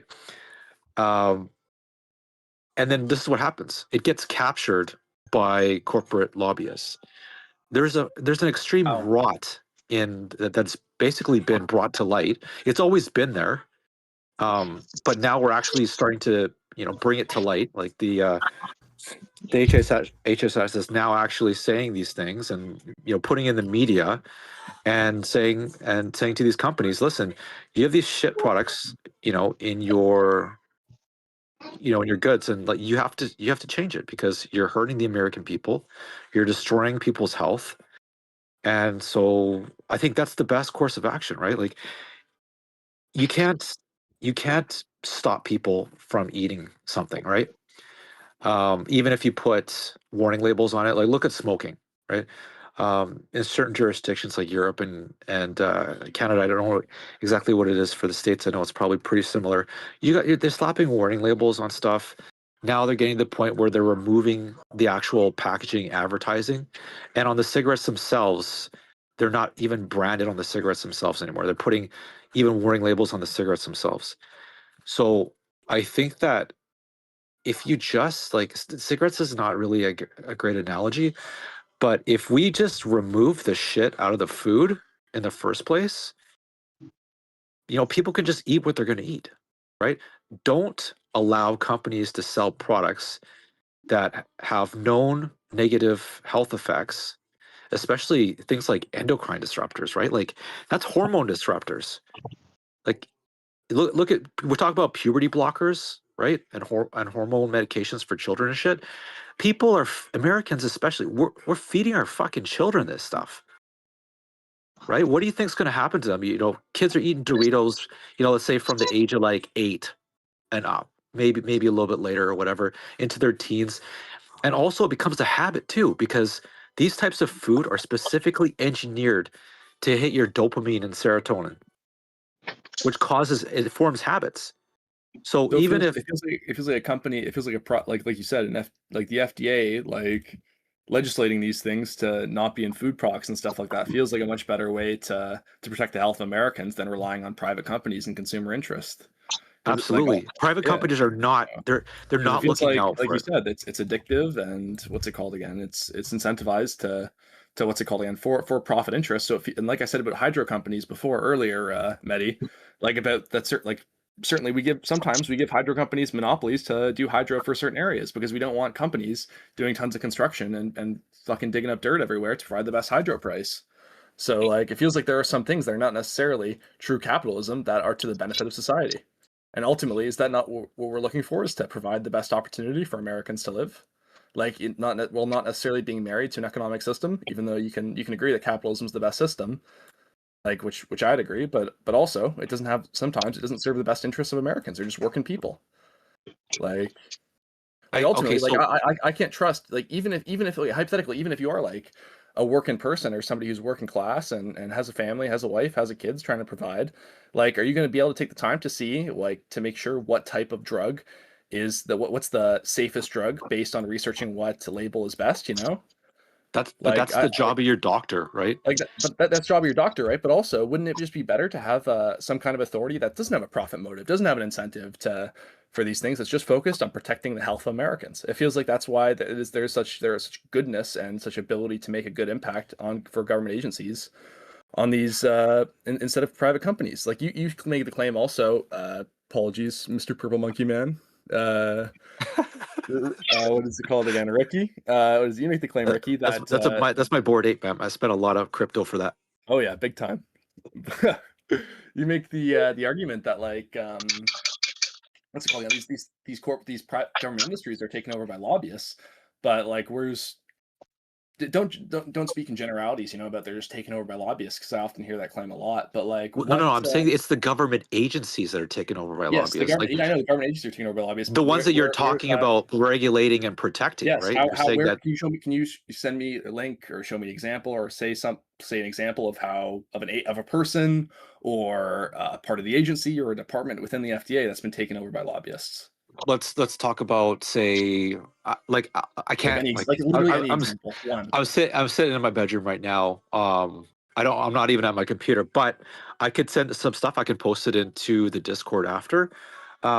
There's multiple examples of, let's say, drug companies, Pfizer, Johnson and Johnson, other drug companies that basically you have, these people working at these drug companies, and then they end up. Okay, I actually can do that. They're for working you right at. Now. Real quick. You got an example? Yeah. Okay. So they're working at a government agency, and then they go and join the board of Pfizer after.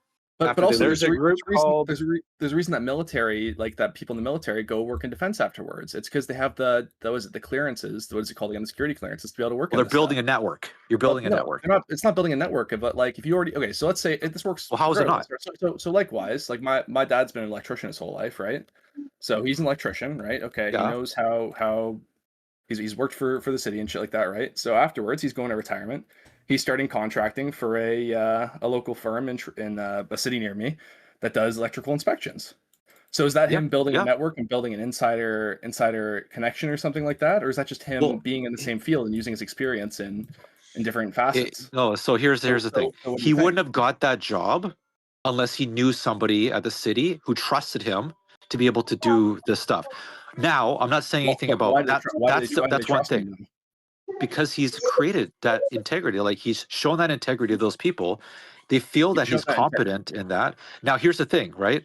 It's and this is my point about it's building a network. Of course, it's building a network. Now, your dad's probably a good guy, and he's probably doing the right thing. So they've made a good choice in hiring him, because he's not going to be, using his connections with other electrical companies or taking bribes from electrical companies to pass electrical inspections, because that's playing with fire. Literally, the consequences of that is if the building burns down because of failed electrical components or shoddy electrical installation, people can die. So your dad is doing a great thing about like helping keep people safe and keep these electrical contractors accountable for the work they're doing. And you can't be an electrical inspector unless you are a journeyman electrician, because you don't have the knowledge otherwise, right? Or an electrical engineer, right? But I'm saying that he got that position because he built a network, right? And he built up his resume and his skills and experience so that he was an exceptional candidate when he applied for that position, right? Do you know what Occam's razor is? Can I interrupt? Right. If something bad's going to happen, it probably will. So, can I interrupt? Sorry. I got one thought. Real quick, Medi, go to a place called Lobby. Go to something called lobbydata.com, and you can go to the FDA section of it. And I'm looking at it right now. It's A through Z. Just in the A portion, there are 15 lobbying companies directly tied to the FDA. And what they do is they work for different companies to lobby the committees and leadership of the FDA to test certain companies' products first, to have favorable opinions of certain companies. And that's just in the letter A. Just the letter A has 15 different companies in it. And I and M are the biggest letter categories as far as number of companies. Right. So it's basically you're captured. You have an industry that's been captured by corporate interests, and they're obviously like look at Pfizer, look at the opioid crisis, right? These companies got caught lying about this stuff, right? They were killing people. They were pressuring doctors to prescribe these medications for their patients, even though they knew that they were highly addictive, and opiates wreak havoc in your body. They destroy your body. Like if you have somebody on an opiate, they get addicted, right? It's the same thing with people who do heroin on the street or fentanyl. Look at what happens to them. Do you think that was promoted by the profit? Do you think it was intensified by the profit motive and capitalism, or do you think that was not to say I'm not a capitalist? I'm a capitalist, pro capitalism. It doesn't matter if it's capital. Here's the point, right? But I'm saying that it doesn't matter if it's capitalism. It doesn't matter if it's communism. Every single, it's people, man. It's people. Yes, right. I understand that, which is socialism, capitalism, communism. Any sort of non-authoritarian or authoritarian regime. It doesn't matter. People are greedy inherently. There's a lot of people. Now we're talking psychology, which I also have a little bit of experience and education in. Just because there's a lot of people that believe that humans are inherently good, right? And that's what communism relies on, right? And socialism relies on. Humans are inherently good and will always make the right choice. And there's always going to be, a couple bad apples, right? Humans are inherently self-interest, which is why capitalism works. Exactly. Self-interest. That's why capitalism works. Yes. Which is why capitalism works. I agree, but it's also why it promotes, why it intensifies excesses like the pharmaceutical crisis, because ultimately it was people's profits and self-interest was directly related to the. Brother, you're going to have the same thing in any. Yes, I understand that, but. Okay. Doesn't matter what government you have. Pharmaceutical companies pressured companies this is why or pressured doctors to prescribe certain drugs. They didn't directly pressure the doctors. They actually paid the doctors a commission for drug sales. That's and they pressure, still do. Right? They pay doctors, they pay pediatricians a commission for the number of shots they give to children. These pediatricians vaccines and stuff, yes, get paid to give vaccines. Yeah, by the pharmaceutical companies directly. Yep. So that's the problem. It's not capitalism in itself. There's got to be like that's fraud, right? Like that's fraud. That's a crime. But any of the solutions that are related to private capital in terms of being a solution have the exact same what's it called again, opportunities for exploitation or malfeasance as or corruption. I'm going to jump in, guys, and just real quick. Yes, a lot of you guys are right about this. There is going to be fraud. There's going to be abuse. There's going to be excesses. There's going to be harm done. There's going to be people making decisions that they want to make, even if it harms them. It's going to happen in every situation. My take on it was that we don't need an FDA to control that for us. There will be fraud. There will be people buying stuff, even if it's bad for them. And they do it to this day. And you guys mentioned a couple of them: cigarettes, alcohol, Doritos, there's a laundry list of products that you cannot stop people from buying, even if you slap the nastiest label on it. You guys agree, right? Yeah, I agree. Yeah, and we have that currently. On cigarettes, on different products, you can put the nastiest label. People will still go and do it every day. They will chain smoke, bro. They'll do all these things. Now, you're not going to get rid of that. That's human nature, and I don't think I should be making decisions for people what they can do with their lives. And that's why I say capitalism is great, because it will promote. It'll promote more of the things that are good. And it will do it in a better way than an FDA will, while still allowing people to make decisions about their lives. So the only moderate flaw in what you're saying is the fact that when you get rid of an agency like the FDA, now you have these big companies that your idea would have entirely worked if it would have been, as you say, from the beginning. But now with the FDA has pretty much eliminated the ability for any small company to produce on the scale of something like a General Mills. And because of that, you get rid of the FDA. Now these massive companies that can push out, 1 billion items of one product in a year Yeah, they're but now able to increase their you're profit margins by cutting quality. And when you have a company that can flood the market, I understand what you're they can saying, flood but out you're the competition assuming just by driving costs down to the point where other companies cannot afford to operate in the marketing space. I understand what you're saying, and it's true. There are these companies that are already in place that can, let's just say, take over markets immediately.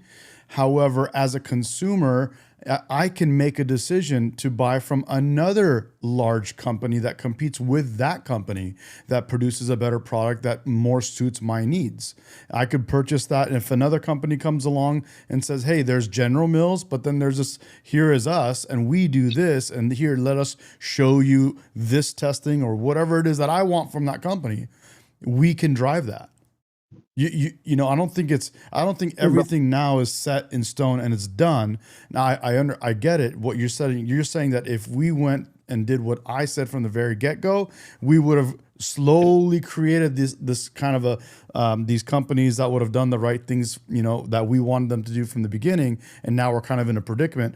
I think there's still a chance where we still have companies that will do the right things, and if the companies or that we have in place right now want to do things that will harm us, we can make a decision not to buy from them and buy from someone else. The problem with that is you'd have to break up the corporations, because a lot of these so-called competitors are owned by the same corporations. Yeah, I'll say this, Medi. Do you think that there are some aspects of capitalism that left unregulated and unchecked by the population or the government or what have you, the regulating apparatus, that are ultimately negative for consumers if not checked, and negative for the wider population? Give me an example. Okay, like companies engaging in what could you say, like monopolistic market practices like Standard Oil or something like that back in the day, where the company was able to calculate the entire oil supply chain, and then you could just dictate what price it could be. You could set the price of oil for whatever and lower the price to the point where you can bankrupt your competitors. So you're fostering less competition. You're talking about this is a while ago, but in this even happens in local places like where. So your argument is the possibility of monopoly, or anything like that. Regardless, like there's a reason the Consumer Protection Board was established after 2008, right, by the Obama administration. It was to make sure that companies can engage in practices that were deceitful to consumers, like hypothetically, like when. Like payday loans and stuff like that, where you could literally they could literally siphon money from your bank account. That's certainly not pro-consumer at all. But that was regulated by government incentives. So, but ultimately, millions of Americans used that and always a pervasive practice across all companies, and Americans accepted that as fact. But it was ultimately very detrimental to American consumers. And those financial institutions and those loans still exist, but in a way that's more pro-consumer, and that was done via government regulation. So. Yeah, I guess you can see that I'm confused. You're saying that it's regulated by the government, but it's pro-consumer. Those are it's regulated by the government because it's pro-consumer, because it's preventing companies from engaging in the excesses that self-interest leads capital to engage in, which is what makes it so good. Which is what makes capitalism so good. It's the ability for them to engage in such reckless behavior, but then the government says, "Okay, pull you back a little bit and hold you back from engaging in the worst of money seeking." You know. That's why I think capitalism is so good. Which I agree with. Prime example being for example, like you were saying, the oil companies, the rail companies, the steel companies, even way back. Yeah, if you look at the East India Trading Company, was more powerful than some governments. There were governments that were scared of a company. And when you have completely, free markets, you have companies that grow that large because you have these rich people that own these companies, and they group together to try and monopolize the market share so they can, in a capitalist market, which with zero checks, now you have these people grouping together who should be competitors, and they've eliminated competition by working together. So you guys are discussing specifically monopolizing. Mm-hmm. Or monopolies. And that I think may be a little bit different than what I'm talking about, but I don't know. I haven't honestly considered monopolies, and I think that's different than having an FDA control what food and what's on the labels, or what food we're allowed to have, or what medications are allowed to be produced or sold to the public. I think deciding whether or not to have monopolies or not. Or the control that we have over companies in a sense of, are they allowed to be monopolies? I think that's different. I'll say this, like I've described to you things that would be an example of consumers. What's it called again? Of these testing companies that you said that would put stickers on these drugs. Sure. I've said to you examples that they could be manipulated in the same way the FDA could be. Like it's in the incentive of the testing companies. If you're a new testing company that's trying to test drugs and stuff like that, and a company offers you test for them. It's in your interest not to give them back a negative result, so you can can keep them as repeat business and keep them as a source of income for yourself. Correct. And as I said from the beginning, nothing's going to be perfect, but we can do the same. It's happening now. These people have lobbyists, as we know. These people are making mistakes, as we know. These people are actually knowingly selling us products that are not good for us. These people are knowingly, telling us what should be our breakfast when they know it's not good for us, or maybe sometimes they don't know, but they're already doing that. And I think if a company wants to a new company wants to start testing and let's say get paid to give us results that are more beneficial to the companies that they're testing, then we can, as a consumer, say, okay, listen, this ended up being not as good as what we thought. We're going to go with this other company, and purchase from another company. But we're not going to. It's not going to be perfect. I think you're saying because it can't be perfect, we shouldn't look at it. It's not about being perfect. It's about, I think it would be significantly worse than the system we have now. That would be my argument. I don't think it'd be significantly worse. I think it would be significantly better. What percentage do you think would be better, just to ballpark it? Not even just off the top of your head. I think it would be probably like 90% better. You think it'd be? I don't think you've demonstrated in terms of like I guess the metrics, like how it would be so much better. You just said that, we're consumers will be able to decide their own stuff. I provided ways in which consumers don't act in their own interest, in ways that companies have harmed consumers. I've demonstrated in many ways. I demonstrated in many ways. I don't think so. Medi, you have to look at the varying levels. So my previous job when I was in the military, I worked with a lot of people that came from very poorly educated backgrounds, and they are not going to think about these things the same way you are. You're educated, you worked for what you have, so you value what you have more, and you're now, I would say, upper middle class to maybe a little bit above that, and you have the ability and the financial ability to think critically about what you're putting in your body. People who are busy worrying if their kids are going to have anything more than bread and butter for dinner aren't going to be able to worry and focus on what's going into their kids' bodies. So without the government agency controlling that, they can put a lot worse stuff in to products that are directly targeting these poor communities. That's a great point, Gay. So let me play devil's advocate, or let me argue that for you. So you're saying that I am able to purchase products that are better for me, and other people that may not have the same, let's just say, economic, or that are not on my income level, is what you're trying to say, or they're worried about their kid, surviving, that they're not able to purchase products and look at products as critically as I am, or whatnot. I say that as a whole, as a people, if we're purchasing products from companies that create the right type of products and have the right labels, those companies will dominate the market, and those products are the ones that will be available for everybody. So if as a whole, that consumers make decisions that aren't necessarily good for them, and that can make worse decisions. But you're confusing two things. There's obviously two very important things to look at. One is One is there's going to be, we're talking about people that want to buy products for them and their families that are beneficial to their health and that will satiate them. And then there's also products that people buy that are going to be harmful to them, and they're going to buy it knowingly, and they're going to buy it regardless. And even though they know it's harmful, they're still going to buy it. Now, those are two separate things, but what Truth is saying is that there's going to be people that are trying to buy food for their kids, not knowing which product is better, or may not have the time to go into it and look at the labels and do whatever the case is, and buy it from the companies that create the better products. I'm saying, as a people as a whole, since we will all be buying products from companies that do the right thing, those are the companies that will be dominating the market. Therefore, those are the products that will be more readily available to the people, everybody else. And it's like, how do you know the company's doing the right thing? In a but sense, until you get to the fact that there's already companies that are doing exactly what I'm saying the risk would be, which is these poorer communities and these lower income communities. There are certain foods and products that are not sold there because they cost more.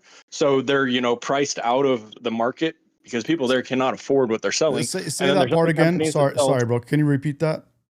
Okay, so there's companies that already are incapable, like they do not sell in certain poor communities or low income communities just because those people can't afford their product. And then there's other companies that make a subpar, low quality, not good for you product, and they're sold in those lower income communities because they're cheaper. Now you get rid of the FDA and you get rid of every safety net in place for those poorer areas, and now it gets to be almost like where you have, those like movies and stuff where you have the end of the world type scenarios where you have the different class systems, where you have a classist food system where people in, your financial category, my financial category, I already do. I eat meat, like single ingredient carbohydrates, potatoes, rice, plantains, things like that. And then meat and fruits and veggies, like a lot of single ingredient foods, we can afford that. And then it gets to the point where the people below us in class, maybe they can't afford that same degree. And then you have the people that are the very poorest, who are forced to eat pretty much straight up chemical subsidies where there's no actual real food in their food, and they're just eating, lab made copies. That already happens now.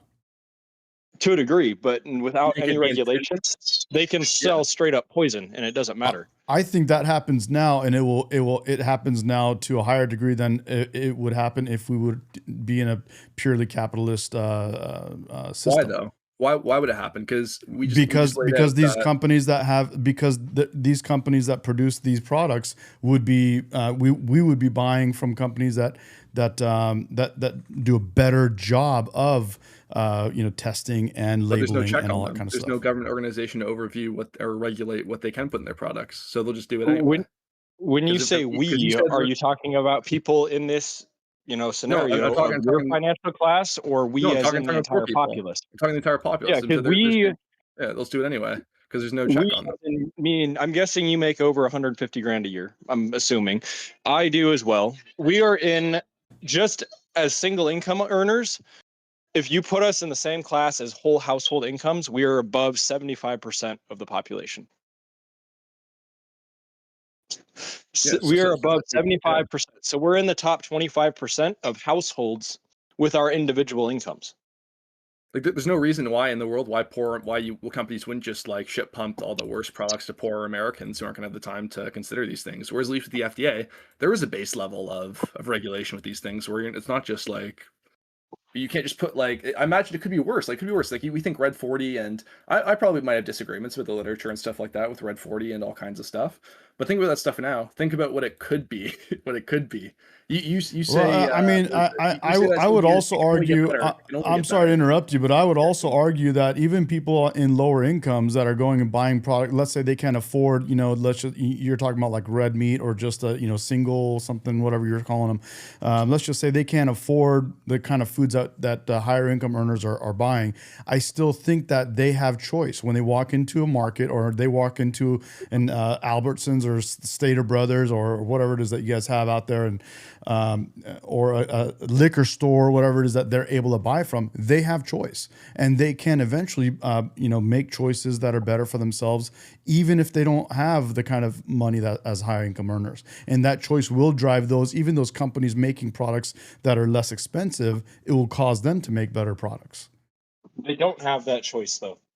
I think they do. I think my take is, well, you're saying that they're buying products from companies that are producing lower quantities, possibly, or that are coming new into the market, and I think they can drive those products to be different. No, I'm The saying problem is, I don't think they're stuck. Big companies who have a big supply chain to be able to make products en masse cheaply. We're saying what will happen is we have this base level of regulation with the FDA. What will happen is if there is no regulation, the consumer can value things differently. They don't necessarily value them rationally. So even though it might be worse for their health if it's cheaper, like Americans might choose to select that way. And if there's literally no regulation, there's no base level of But as we said, people already do that. So if you they think, do if that you now. think if you think it's fine that like it's fine. It just needs to be a trade-off. If you said it as in the name of choice, in the name of economic freedom, it's fine if companies are able to poison the population under the guise of that. That's an okay trade-off when compared to the FDA. No, what I said is it's already happening, and I think it'll happen less than it's happening now. But there's nothing that you've demonstrated have shown that it's going to happen less. If anything, there's incentives for it to happen. There is. I just demonstrated to you. I just told you that. You said that part that consumer. Your whole argument is consumer. What is it? The power of the consumer and capital movement. When I've demonstrated that the consumers don't necessarily act rationally 100% of the time. And these are two different things. You're trying to use two different discussions to make your point, and these are completely different things. I think consumers not acting rationally. They could act, what's it called again? Not rationally, in the basis of consumer goods, not just alcohol or tobacco or anything like that. And same with financial products, and same with medical products. There's a reason that we have these government institutions to protect consumers. It's because consumers don't act rationally necessarily and are driven by consumer speculation and market research and what companies put out there. That's why I think it's so valuable to have something that is devoid of those factors, I suppose. Yeah, I just, like I said, this is already happening, and I think that with all the regulation, with more regulation than you're asking for, because you're saying something in between, or maybe you're asking for more regulation. I support the FDA. I don't. I'm saying with the FDA that you support, they're already doing this to people. And people are already able to go out there and buy products that are not good for them. And they're choosing to do that. And companies are able to produce that. I'm saying this system is probably not working as well as it can. And I think there's a better way to do it. And that is let people make their own decisions and drive the products that are being produced and sold to them. I'm moving in circles, but what time do you usually stream, Medi? Because I'll pop on for that conversation if you're having them. I do mornings and evenings, typically 6 days a week. All right, brother. I will pop on for their discussion. I will make sure to, what's it called again? I have some notes written down. Jump in, man. Absolutely. I love to learn more. I love to learn more. That's the whole point of this stream is to discover more. I think what our main disagreement is the underlying research of like what is bad in regards to like bread 40 and like petrol-based stuff and all that shit and like seed oils. So I'll come prepared with some research and stuff for that. Come prepared for that, and for the sake of my own learning, also keep in mind that people are purchasing things that are harmful to them on purpose. You literally have people chain smoking. So and you literally have people buying, let's just say, this Red 40 or these Doritos or this whatever it is that's horrible for them, or some kind of candy bars that are absolutely M&Ms and shit. Like, fuck, that stuff's bad. M&Ms or Skittles and something with not only zero nutritional value, but that's just destroying their body, and they're buying it, and they'd rather buy that than buy something that like sliced meat or bread or I don't know, whatever it is that's, let's say, on the same at the same price point. So they rather do that, and they do that. And so it is what it is. But we're saying if you let people make their own decisions on the upper scale and the lower scale, we'll have a better outcome overall. So if you want to research that, please research that. I'd love to learn more myself. So my honestly. my two things will be like talking about if red 40 and all these things, because I'm assuming like you obviously in your echo chamber, you're not, I don't say echo chamber, your media environment, because both sides really are an echo chamber. I'm assuming you can tell kind of where my politics lean maybe a little bit.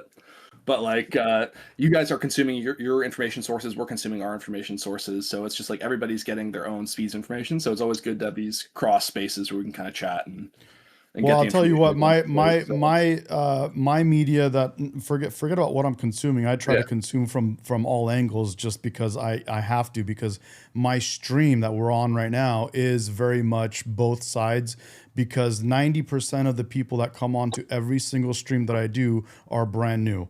And a lot of people are left, a lot of people are right. I will also actually say more people are left than they are on the right in my streams every single day that I stream. Yeah. Well, I appreciate the... and I'm happy to put my metrics online and show people. You guys can see 95% of the viewers of my, like right now we have 46,000 views on this stream currently. We're up to 46,000. And if I pull up the metrics, 95% of that will be brand new viewers.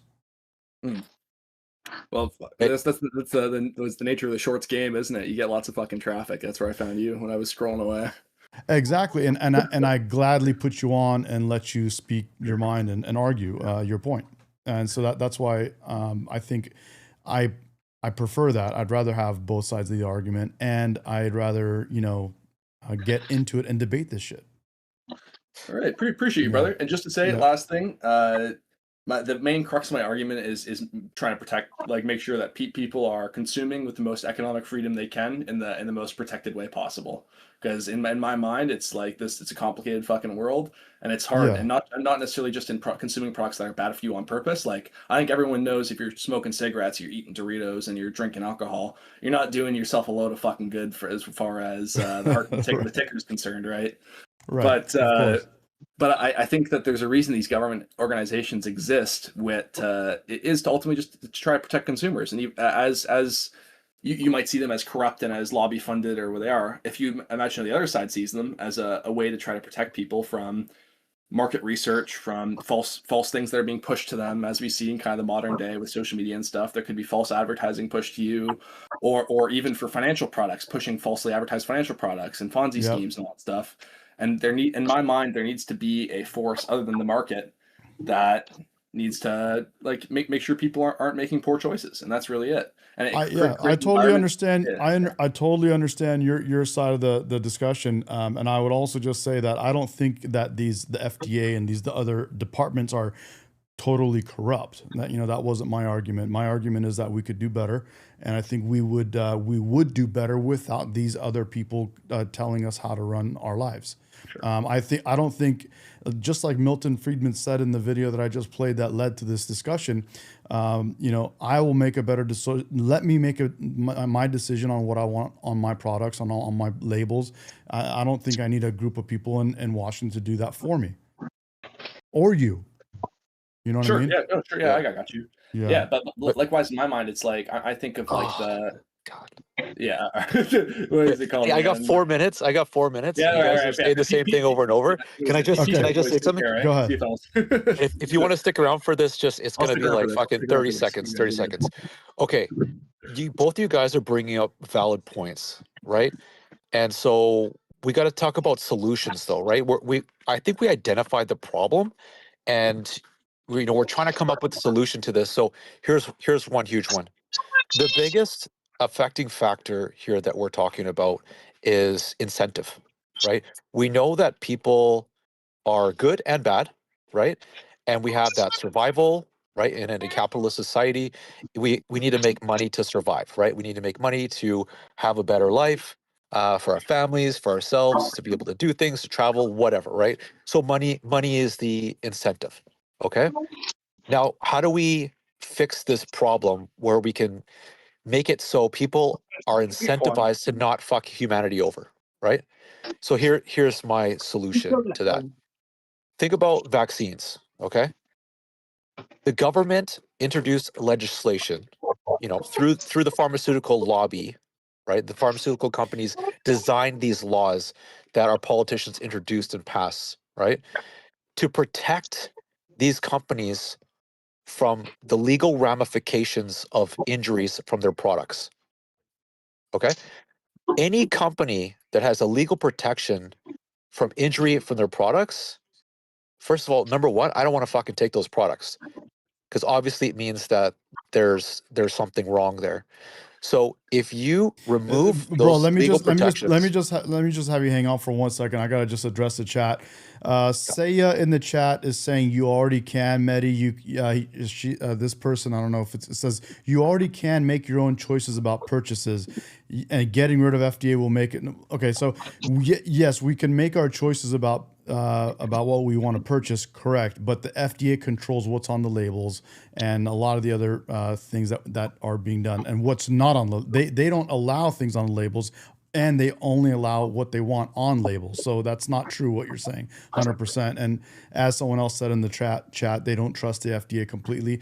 I'm not saying they're completely corrupt, but I'd rather be able to make the choices myself. Someone else here in the chat said you should have a section in your live stream where you have a lighthearted conversation about non-political related topic. I'll think about that, and I appreciate the sentiment. Okay, go ahead. We do have lighthearted conversations sometimes. We talked about wrestling. We talked about food. We talked about peptides. Yeah, I know, guys. I got 1 minute left. Go ahead. Okay, so if you remove these legal protections for companies' products that will injure people, then what you're going to see right there is a massive incentive to release products that are quality, to release products that are not going to cause injuries to humans, to other people in our society. Because when people start to get sick, when people get injured by these products, they're going to sue the shit out of these companies. So right then and there, when a company gets sued and they end up, there's a class action lawsuit, for example, and the company has to take $100 billion lawsuit. It's in the news media. It's been covered. What is the main financial hit that these companies take? The stock. What is the incentive for corporations to improve the price of their stock for their shareholders? So right away, these boards of directors are going to do everything they can to avoid unnecessary hits to their stock price and for their shareholders. So you're creating a financial incentive. We've removed that incentive by creating, through legislation, which we don't want to have. We're talking about deregulating, right? Mm-hmm. So that these companies now are open to being sued, for injuring people. And then now what you have is that financial incentive for them to do the right thing. Because if they release products and manufacture products that create, harm to our health, then when people get sick, they're gonna bind together. They're gonna create a class action lawsuit. Their stock will tank. Their company will tank. Yeah. Exactly. So they're going to destroy their company by doing the wrong thing and fucking people over. So correct. You don't really. This is the argument for you, Medi, where you don't need this massive bureaucracy that's sucking up trillions of dollars, right? Or maybe hundreds of billions of dollars, and wasting that taxpayer money, which could be used for better things, right? Now we're making it so we're taking the deregulation and we're turning that into a positive thing by removing even more regulation when it comes to the laws that are put in place to protect these companies from retribution because of they're releasing products that are killing people. Correct. And you exactly perfectly describe my position. I gotta go. I got a meeting right now, but I will jump on after, guys. Thank you so much for the conversation. Thanks, Sean. See you, bro. Hopefully that helps a little bit.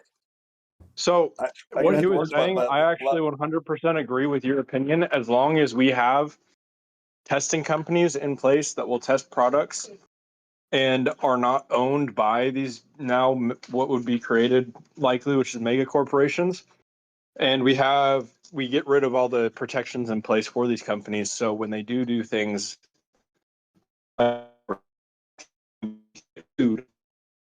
you're breaking up on us, bro. Because there's nothing more deadly to a company than lawsuits and recalls. Yeah, and that's what's going to happen, bro. I think that is what's going to happen. I think there will be companies that, here's the beauty of capitalism, man, is we can have these companies produce products, and if they make mistakes, like Sean said, their companies will tank. If it's a corporation that sells stock, their stock will tank. Their shareholders will leave. They'll exit. If it's a privately owned company, they're not going to sell products and they'll die. It's in There's company's someone in the best. chat, like Saea, the FDA doesn't stop your ability to sue. That's what this person just said. The problem with what that person said is when the FDA says something is perfectly safe and healthy, that is not perfectly safe and healthy. Now, if you try and sue that company for using that product, the lawsuit won't even be taken to court because this product has been proven through testing that it's safe and healthy. Wouldn't that just be the same thing with these third-party companies that are created? Because ultimately, then you just be appealing to safety things. It'd be appealing to the third-party corporations that do the testing. Because then you just be appealing to corporations, and then That's why I was saying there would have to be some oversight to make sure that those testing facilities were not controlled by these corporations. So why can't the FDA just do that then? And what's wrong with the FDA? If you're trusting the FDA to make sure these what's it called again? These testing facilities are above board. Why wouldn't the FDA just do its own testing? Because the FDA, there's too many lobbyists. The lobbyists are the problem. If we can get rid of the lobbyists, so the lobbyists couldn't pay the officiators of the testing places. Well, everyone can get paid, but the beauty of capitalism would be that we can make decisions to buy from companies that do the testing that we want to get done. And that, like I was saying, I personally, for example, would buy products that is being tested by a facility that shows live cameras showing all their facilities, all the testing that they're doing, all that kind of stuff. Okay. The other thing is, who's to say that we don't have an additional company that comes in after the product's been created, put on the shelf, and is not related to either one of these products, either one of these companies, and does it's like a fourth entity that comes in and tests things after and says, hey, I'm not related to any of these. I'm not paid by any of these lobbyists. And I'm going to do these testings of these products, and I'm going to put this information available to the whole world. And because we have this thing called capitalism, we can look at this as a consumer and purchase the products that gets tested twice, 3 times, 4 times, whatever the case. I'll leave so we can have some agreement. The flaw there is that regardless, things can get paid for, but the only true counterbalance and the only true threat, regardless of whichever system is in place, is lawsuits and recalls. The only thing that can, really hurt these corporations are big lawsuits. That's a lot of bad PR. Yep. And mass recalls. Like when last year there was 52 million pounds of butter that got recalled. Yep. That hurts. Things like that are what hurt these corporations. Correct. And in your system, it would get rid of a lot of the FDA protections in place that protect these corporations from getting sued, because the FDA has said some products good. Like they said Yellow 5 is safe. Yellow 5 is made from petroleum. And it's in all your Starbucks drinks. It's in every caramel. It's in all the artificial syrups.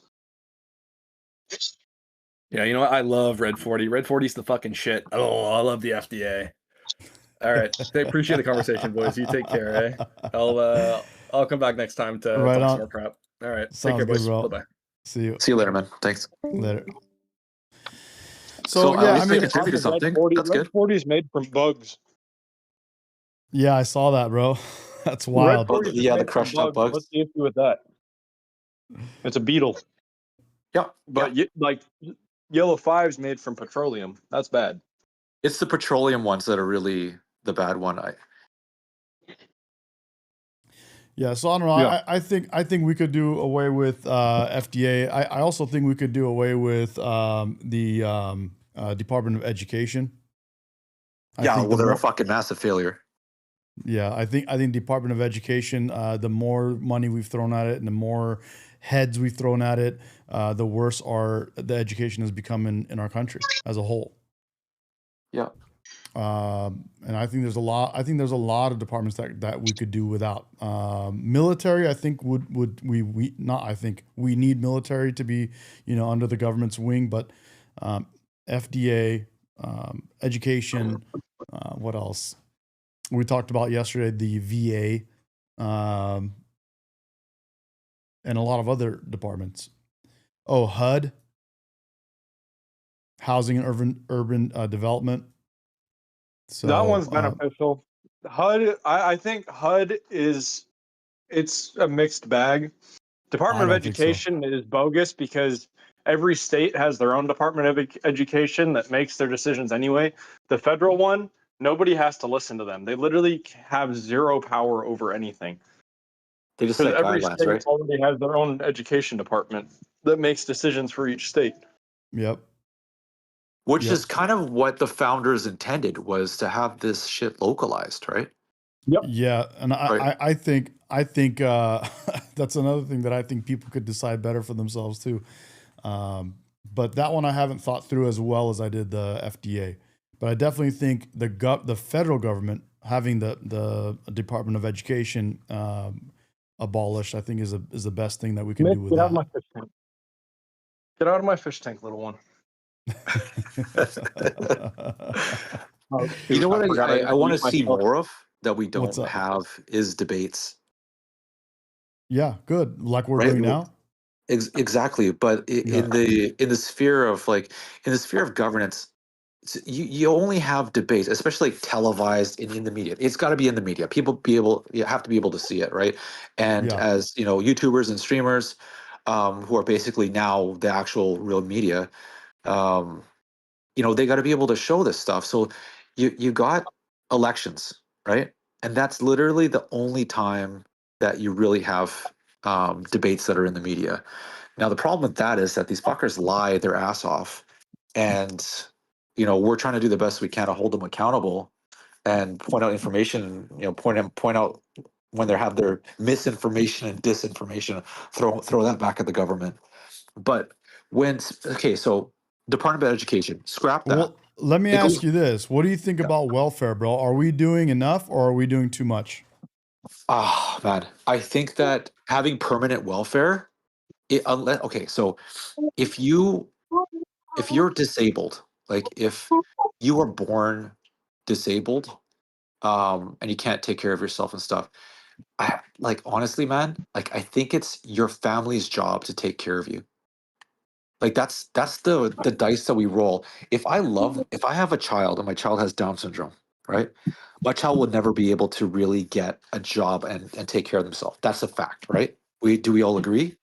That's not true. It depends on how they're raised. Obviously they're not going to probably hold a super high paying job, but there's a lot of people with Down syndrome that hold regular jobs and enjoy them. I actually met one at the grocery store 2 days ago. I was at Safeway, and there was this 30-year-old guy with Down syndrome talking to me about how he has his own apartment, lives alone.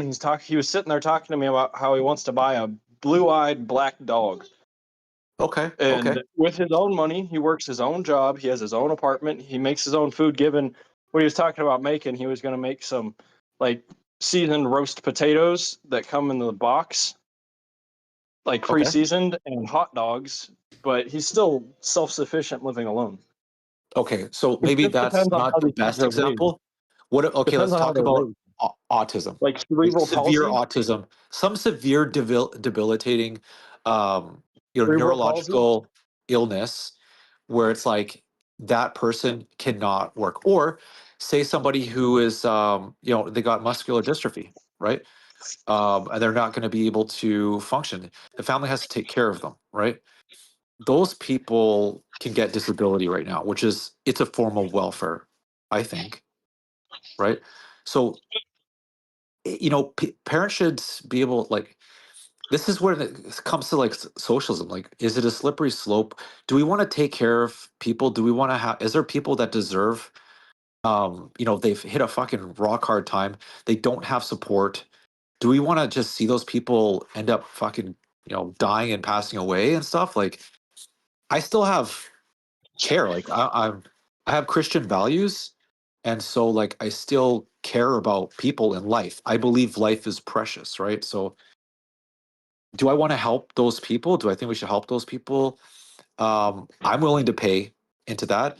I think maybe it should be voluntary, right? Where it's another thing too is I should be able to choose what I support and what I don't support as well. That would protect the American individual much more than just saying, hey, let's elect some guy who's going to try to, appease as many people as possible. Like, what was it? Was it Lincoln that said that, you can, like you can please, part of the population, but you'll never be able to please everybody.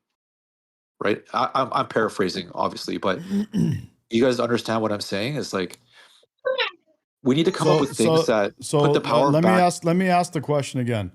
Are we doing enough, or are we not doing enough? I don't think we're doing it right. We're doing too much At all. We're doing too much. We're doing it shitty. Welfare, is what we're doing. Unless it's a severe disability, obesity is not a disability; it's a choice. No, agree. You have all these people that are on long-term welfare. Unless you are disabled to the point where you cannot function, there should be tiers to it. Like if you're a perfectly capable human being and you've just fallen on a hard time, been laid off, whatever, it's a short-term temporary thing. That's what it's meant to be. It's meant to help you get back on your feet. It's not supposed to be your main source of income. It's supposed to be just enough to survive. Yeah. It's supposed to be just enough to survive, so you want better, so you go out and get, a new job. So you have for how long? I think there should be a term limit. I agree. Or insurance. Employment insurance. You should be able to buy employment insurance, pay a premium or whatever. And then if you lose your job, your insurance company will pay you while you're looking for a new job. I agree with that's that. a private solution. Actually ever thought of that. That's a private solution. I never that doesn't thought put of it on that. the government. Brilliant. That's not a bad idea. That's brilliant. Or even if for example, with my employer, we have health insurance. My health insurance for full coverage for me and my daughter is $112 a month. That's for really, really good insurance. If they had an addition on top of that, where you're able to add onto that and add employment insurance for say another $40 a month, absolutely, I'd take that. Yeah, you have life insurance, right? You have health insurance. Yep. Right? You get travel insurance. Yep. Like, you have insurance on your vehicle. And I think if we had something like that in place, we could have, let's say if there's needed to be a government welfare to help you with unemployment, it would be very short term. Absolutely. Yeah, like 3 months. And you have to prove you're looking for a job. Like you have to go in every fucking week, or or call every day, or send the paperwork. You get your daily job search, and then have maybe if you got that, because it's going to be a government agency, obviously, is handling that. They have to be able to confirm not only are you looking for a job, but what are your job skills? What's your resume look like? Help you with some training on how to do a job interview. Well, not just that, there's certain things like that in place now where you have to be applying and things like that. But what people do is they send in their 2 applications. If they get an interview, they just don't show up for the interview. You have to find a way to prove that these people are actually because right now all you have to do is put in, I think it's 2 applications a week. That's fucking ridiculous. Yeah. And if you put in your 2 applications a week and you prove that you put in those 2 applications, you're good. You don't have to prove that, you went to an interview. I think you should, when you put that in, it should go into a database. And when the company offers you an interview, they input something that shows, hey, we accepted this person's resume, gave him an interview. And then if they don't show up, that also gets inputted. And now it's shown that, hey, this person had an interview and didn't show up. Okay, there's your first strike. You do that a second time, you're cut off. Yeah. Not 3 strikes, 2. Because, shit happens once. I've had shit happen, and I missed something once. But you're not going to miss it twice. Yeah, you're right. And it's the cost savings. You have to build out a little bit of an infrastructure there, right, to be able to make that work. And it's going to cost money, but the cost savings of not having somebody sit on their ass for the next 20 years and collecting food stamps and SNAP benefits and a welfare check every month, right? How much are you going to save compared to just, you're right, Medi, right? Make it fucking temporary, make it as short as possible. Yeah. Get these people help. Get these people help them learn how to fish so you don't have to fucking feed them fish. The best way to get people help is to let them help themselves, in my opinion. Yeah. Support them in helping themselves. Agreed. Let them 100%. help themselves. It's called let them find a way to survive, and they will. That's human nature. We are literally, it's built into us to find a way to survive. If you don't keep giving me a paycheck and I have to figure something out, then of course I'm going to lean on maybe on family. If they enable me, they'll give me money. But if nobody is around to give me money, guess what? I'm going to have to get off my ass and figure this shit out. And Absolutely. I will. And people will do that. That's in human nature. And so I think that's one thing. I think another thing that we need to consider that I've said before is minimum wage. Minimum wage is a problem. In my opinion, there should be no minimum wage. Hey, look at your chat right now. A green substance just said that when they were on unemployment, it was crap, and they would get a winter job. And sometimes we're still getting unemployment while they had that winter job. Yep, exactly. And that it's I mean, lots of people get unemployment and have under the table jobs. Yeah, that's another thing. Yeah, that's a big thing. It's a huge thing. People get unemployment. Yeah, the fraud is huge, of course. I got a call coming in. Let's see, guys. Let me see who this is. This is I think it's Skylar again. Yeah, that's Skylar. Oh, fun. I thought I put that person in timeout. I know, bro. Skylar just loses it, bro. The TDS kicks in and he doesn't know what to do. Oh, he's going to come on here and be like, fuck Trump, fuck you guys are fucking Nazis. Exactly, dude. It just nuts, bro. Just too much, and now talking over me and everything else. You want to murder babies? It's so funny. I recognize the number already. It's no. Like Las Vegas or something. And so I think minimum wage is a problem. I think people getting welfare and scamming the system and getting paid under the table, it's all a problem. I think if you get rid of it, you don't have to worry about the fraud. Yeah. So, read The Wealth of Nations? Have I read that? Wealth of Nations? Yes. I have not. No. That is literally the first book that lays out this is what capitalism is. It was written by a guy back in like old days England. And he goes into... You're talking about Adam Smith. There's a portion of the book dedicated to how, say, a blacksmith in London is getting paid, 10 cents for a horseshoe, and then a blacksmith in rural Scotland is getting paid 1 cent for that same horseshoe, same quality. You got it? Fuck yeah. Okay, so you guys in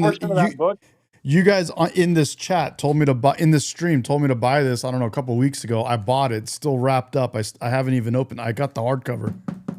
You need to read it. It's good, and it talks about how, like, just based off of cost of living, that blacksmith in London that's getting paid 10 times as much, his money, he's actually poorer than the guy getting paid a tenth of what he's getting paid in rural Scotland, because that blacksmith in London, he can only go and get, for that 10 cents, a chunk of pork belly or something. And then the blacksmith in rural Scotland can go take that 1 penny and buy 5 chickens. There you go. Just based off of cost of living and income. And it also went into where, like, this employer is not paying you enough to live where you're at.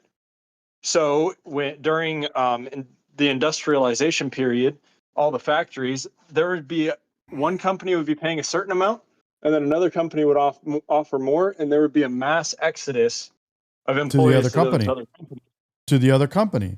People and that's what happened until certain mafia groups got involved. And then with the mafia groups getting involved, they were able to work with the manufacturers and say, this manufacturer, now they're required to hire a certain number of Irish people. And those people now are guaranteed a job there, and they're getting paid more than the Chinese people there. But there's another company across town that made an agreement with the Chinese mafia in Chinatown, and they're getting now discounted labor, but these people are guaranteed a job for less money.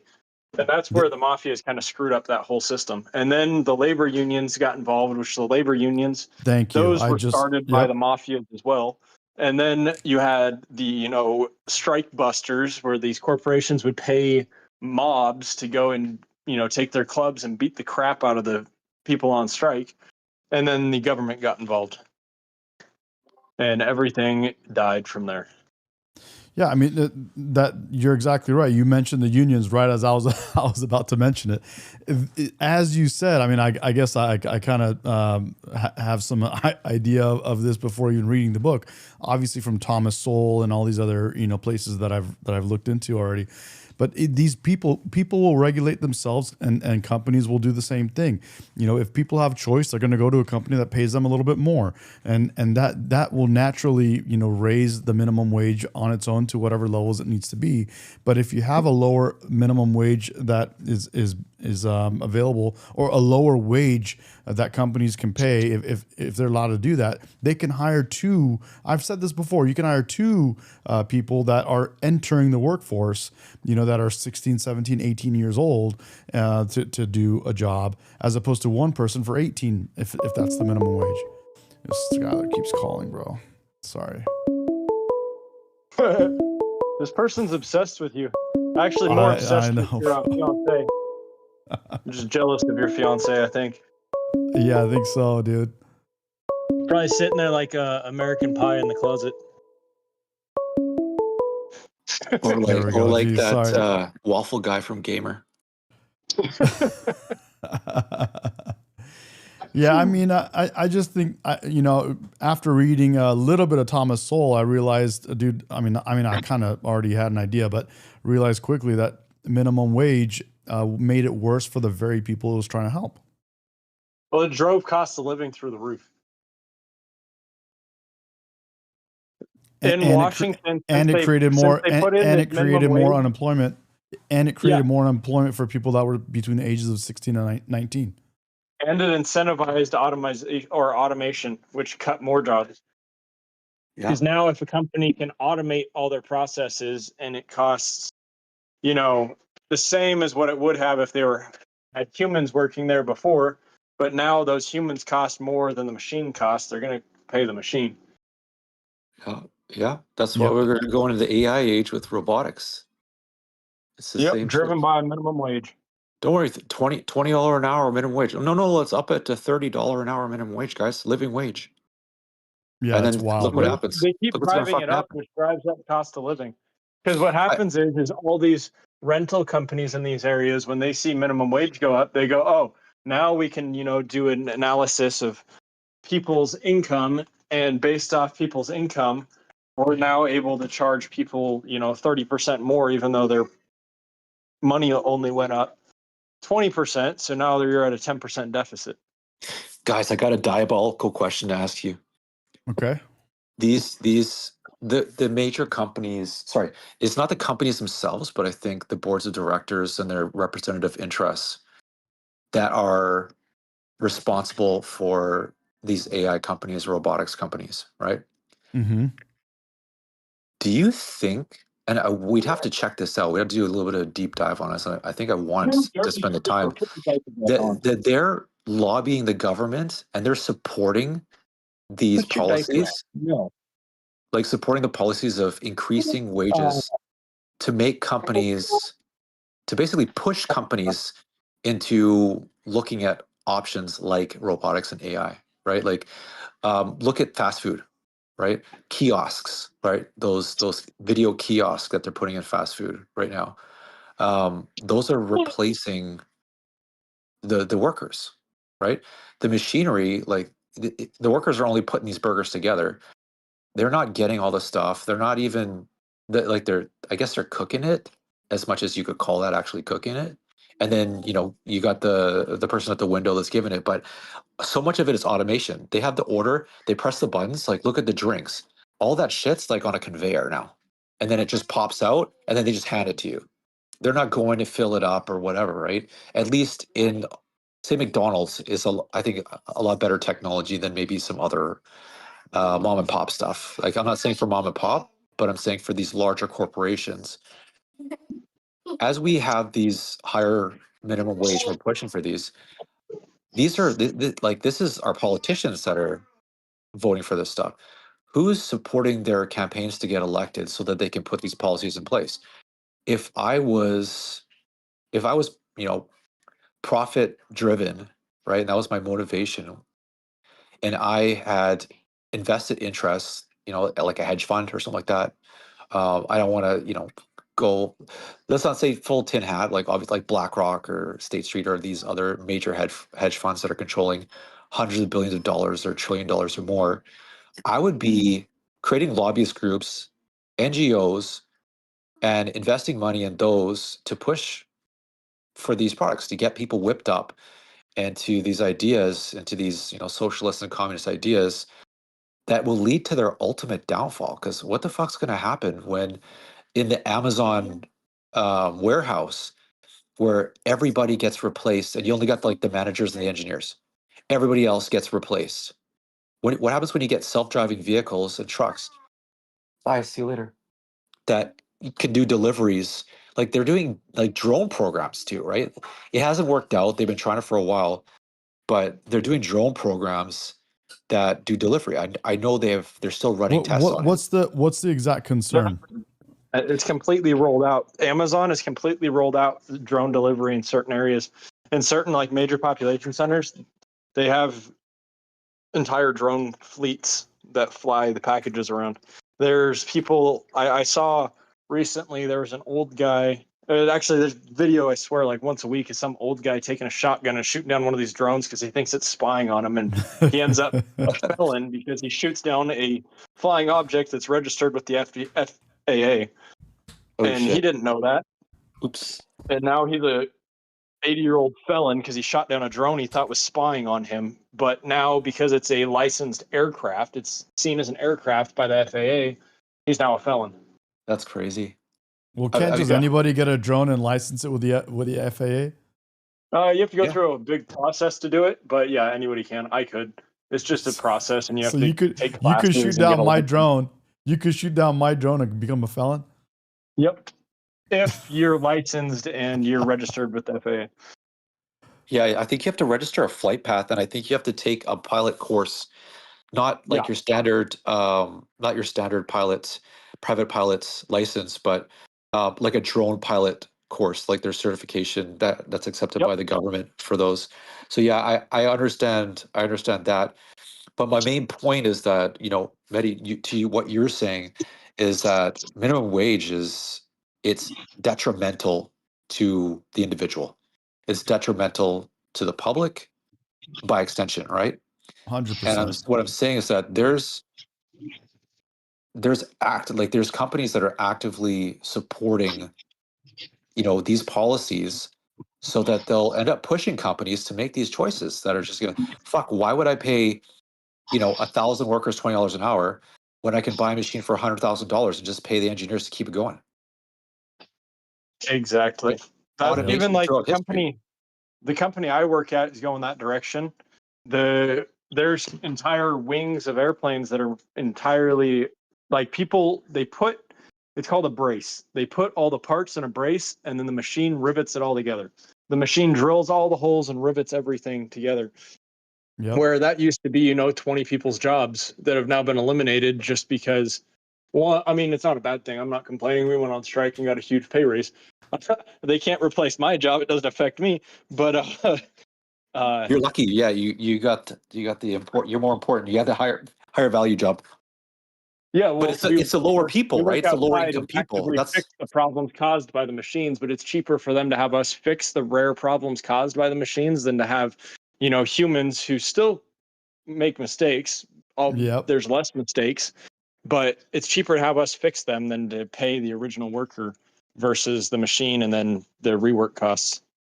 Absolutely. So it all comes down to the bottom line, and when we're talking about incentives, if we want to have people have jobs, because I don't want to be all over the place. It kind of sucks. I feel like I'm doing a little Trump rant right now, but in Canada, for instance, they're talking about universal basic income. And I'm sure you guys have heard of it. It's basically where everybody gets a paycheck no matter what. And there's not really so much incentive to find a job at that point, I think, right? So, and there's no incentive to find a good job or find a job that, contributes to society. exactly. If I'm going to get paid the same, if I don't have to, if I'm going to get paid the same as someone doing my job working at a drive-thru, sign me up. It's like one of my dream jobs to work at a drive-thru. They just don't get paid enough. That sounds like so much fun. Yeah, bro, for sure. I'm going to sit at a drive-thru and yell at people through an intercom. Sign me up. I know, bro. Dude, guys, I'm gonna go ahead and get off pretty soon. Skylar is in the chat telling me to put him on, and he says, "I promise I will not give a liberal take." Skylar, I don't mind if you give a liberal take. I just don't want you to talk over me and just go nuts. So I actually prefer someone that has a different take. But guys, thanks for. We don't know yet. You'll hear. I'm gonna. We really. Who knows what the truth is, bro? But I'm gonna put Skylar on, and I'll get off after Skylar. It'll be my last call, and I appreciate you guys for calling. Good luck. Thank you guys, bro. Thank you, Sean. And I'm gonna thank you so much. I appreciate it, man. Thanks for letting us talk. Bro. Let's do it more, bro. Appreciate you. See you. Yeah, you too. Thanks.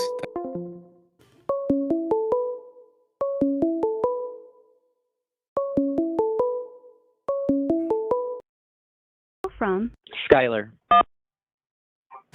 All right, Skylar, you're on. You're live. You're on the air. What's up?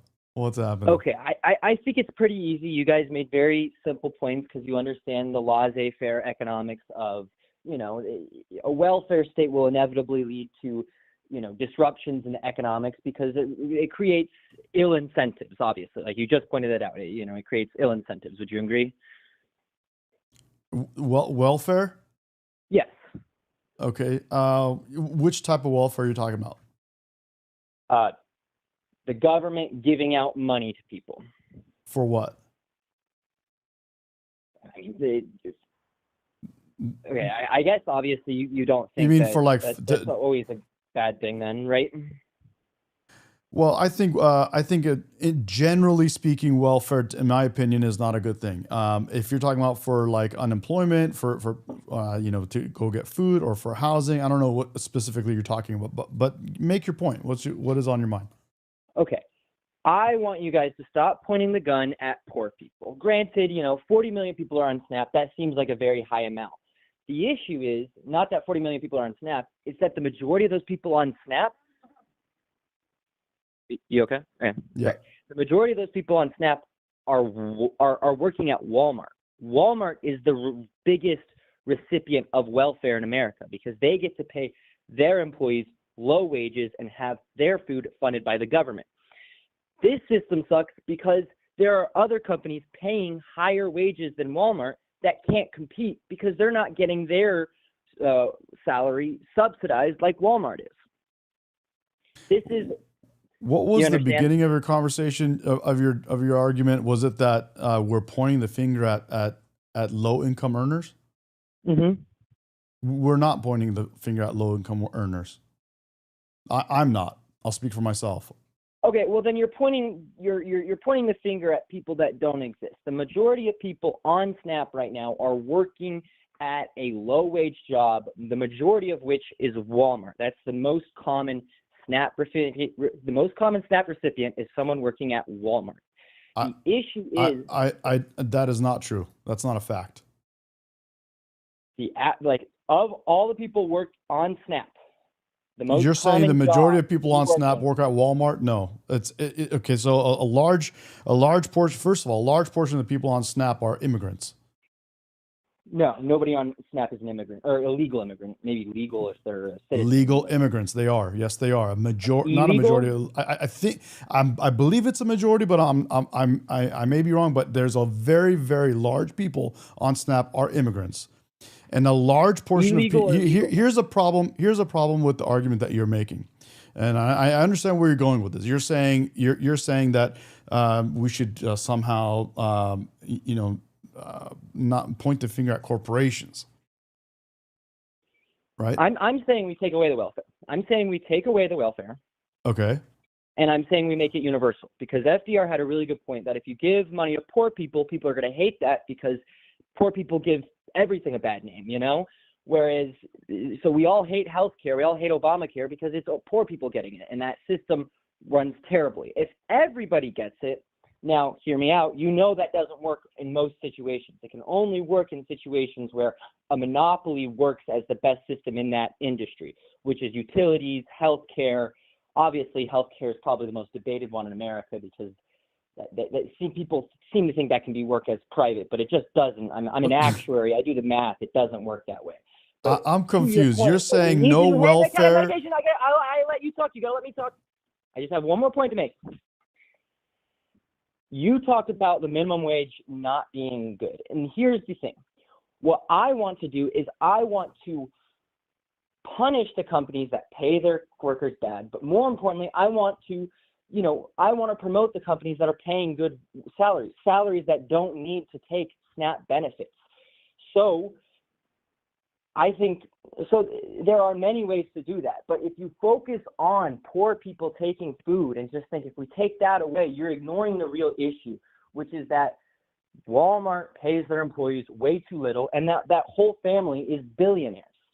They shouldn't exist. I'm sorry. The kids of the Walmart family do not deserve to be billionaires when they are paying workers substandard wages that need to be fulfilled so that they can fucking eat. That's your issue here. You're pointing at the people asking for food to eat because their job won't pay them enough. We're not pointing out the real issue, which is that we are not taxing billionaires high enough so that food is affordable to eat for these families. You're an idiot, and I hope you realize that.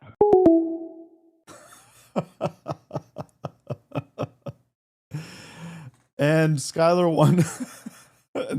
wonders why I don't take his or her or they them's call. Wow. Aquarium says, stop letting this idiot call in, makes 0 points. Yeah. So so Skylar says, do away with welfare. No welfare. But then reinstitute a universal welfare to everyone at what Skylar thinks is livable wage, $35 an hour, $50 an hour, $30 an hour, $28 an hour. Yeah. Okay. Let's see how your local liquor store survives, bro. Let's see how Amazon survives. Let's see how anybody survives, bro. Come on, dude. Oh my God. Another caller. Is this Skylar again? From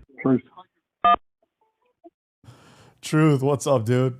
Here, real quick to negate every comment just made by that person. I looked it up. 15,000 Walmart employees are on SNAP. That's they might be the number one employer when it comes to SNAP benefits, but 15,000 is nowhere near 42 million. And then when billionaires should pay more, billionaires already pay a majority of the taxes paid in the United States. If Correct. You look at the amount of money paid by billionaires versus the average person, they pay a lot more. And all of that, you tax the billionaires more, they invest less money in the economy, they invest less money in innovation. And what's that money do? The government just uses that money to fund more bullshit for a bunch of people that are just lazy. So everything that idiot just called in and said is a lie. There wasn't one single thing said that had any basis in reality. Thank you for looking it up while I'm doing the stream. I appreciate you. Yep. So you did the numbers. 15% of Walmart employees are on No, SNAP. no, not 15%. I'm sorry. 15,000. 15,000. Sorry, 15,000 Walmart employees are on SNAP. It comes nowhere near the 42 million people that are on SNAP. So it's not even anywhere near being true. And you're correct. Billionaires and people in the top 1% pay over 50% of our taxes. The top 20% of income earners pay close to 90% of our taxes. And that's where both me and you sit at. We're in that percentage that pays 90%.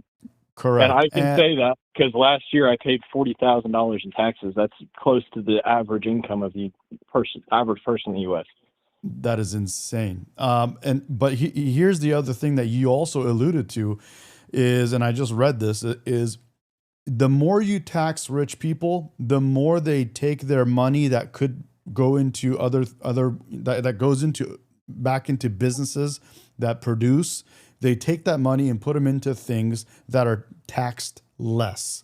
And those things that are taxed less are not as beneficial to the population of our country and to our economy.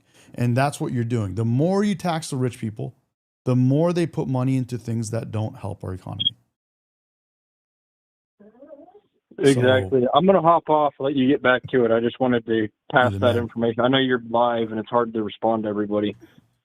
Yeah, it's hard to look things up, while I'm live. So, and it will take too much time. So I appreciate you looking it up. You can't know everything, but have a good one. Thank you, bro.